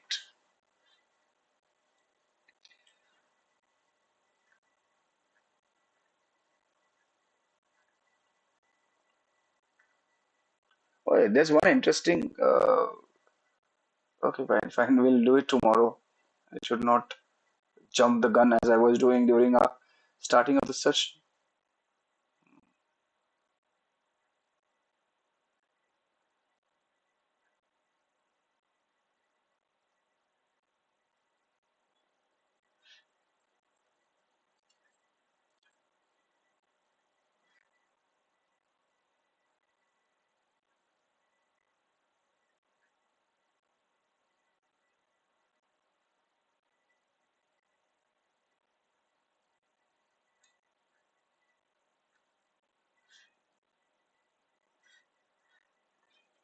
What is this?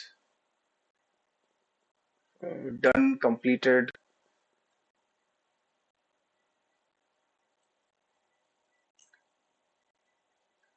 Lakeway 33. I'm not sure if that's the one we're looking for. The passwords.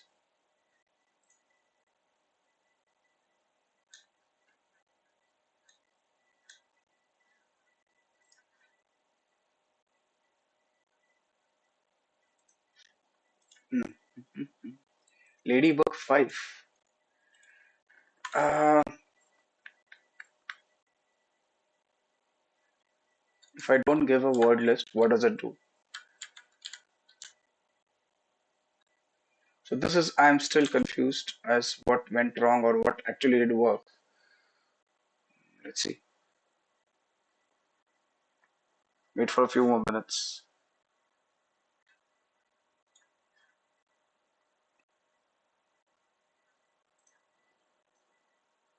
Doesn't work, then we'll have to work on our password breaking skills, which seem to be yet not up to the mark.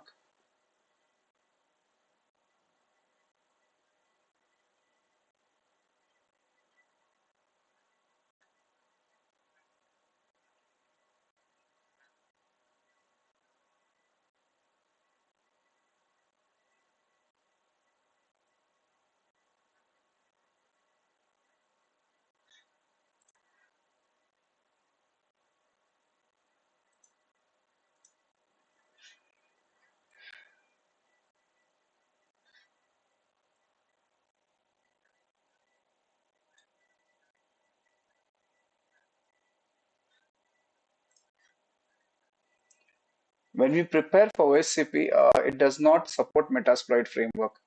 So what we did today will not be allowed in the exam.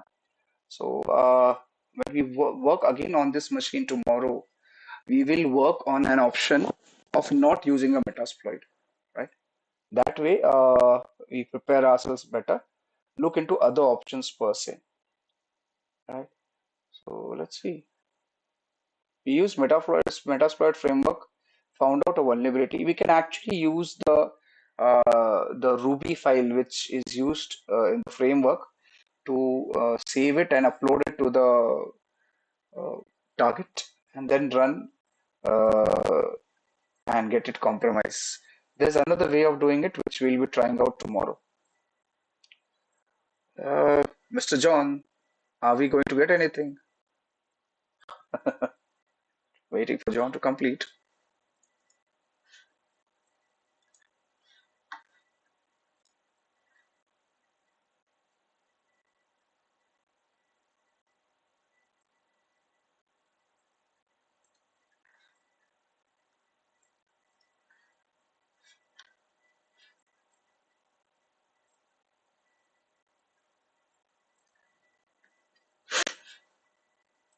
Let's check with John. Uh,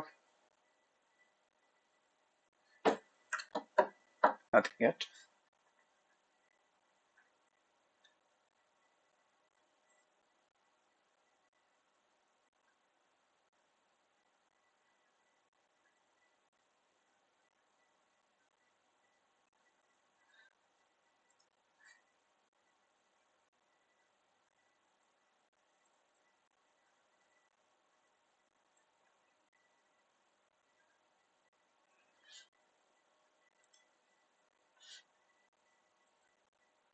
You see, the resources used by the machine are used to the optimum over here. Breaking passwords on a virtual machine is a problem because it does not have access to the GPU of the system. Therefore, it takes a long time for it to, in fact, it will mostly fail uh, when it comes to breaking the passwords. The password breaking system should always work on a GPU per se. But in this case, we are just trying it out. If it works, it's good. If it doesn't, we will see other options later. Right? And this should be the last attack for the tonight. And excuse me, we'll get back to it tomorrow again. I didn't think we'll take so much of time to complete this machine. But yeah, we try to get into greater details. Although since we were getting late, we used Metasploit. Tomorrow we'll go with other details. We'll find out for few more things about this machine. Uh,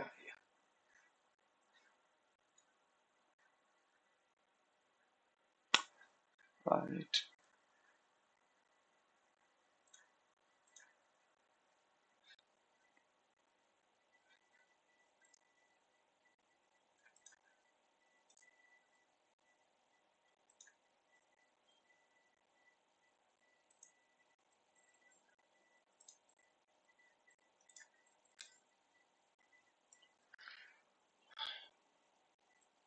So our notes for tonight will look like this. Let's say home.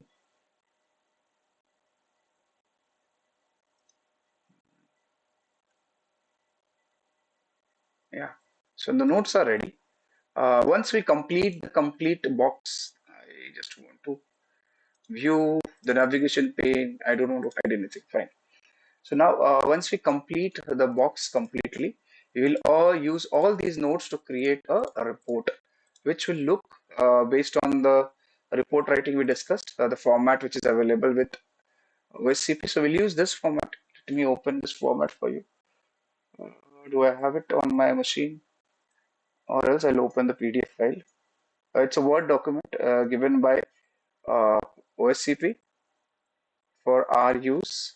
So we'll be using this particular format to fill in the report. Right? Simple as that. There's an introduction, the objective, requirements, high-level summary, recommendations, methodology, information gathering, service enumeration, which we did today, penetration, maintain access, house cleaning, right? Target challenges. So we'll give all the details over here the way they have given it, and we will make a report once we complete the box, hopefully tomorrow. Yeah. So let's minimize this, and our friend John is still working.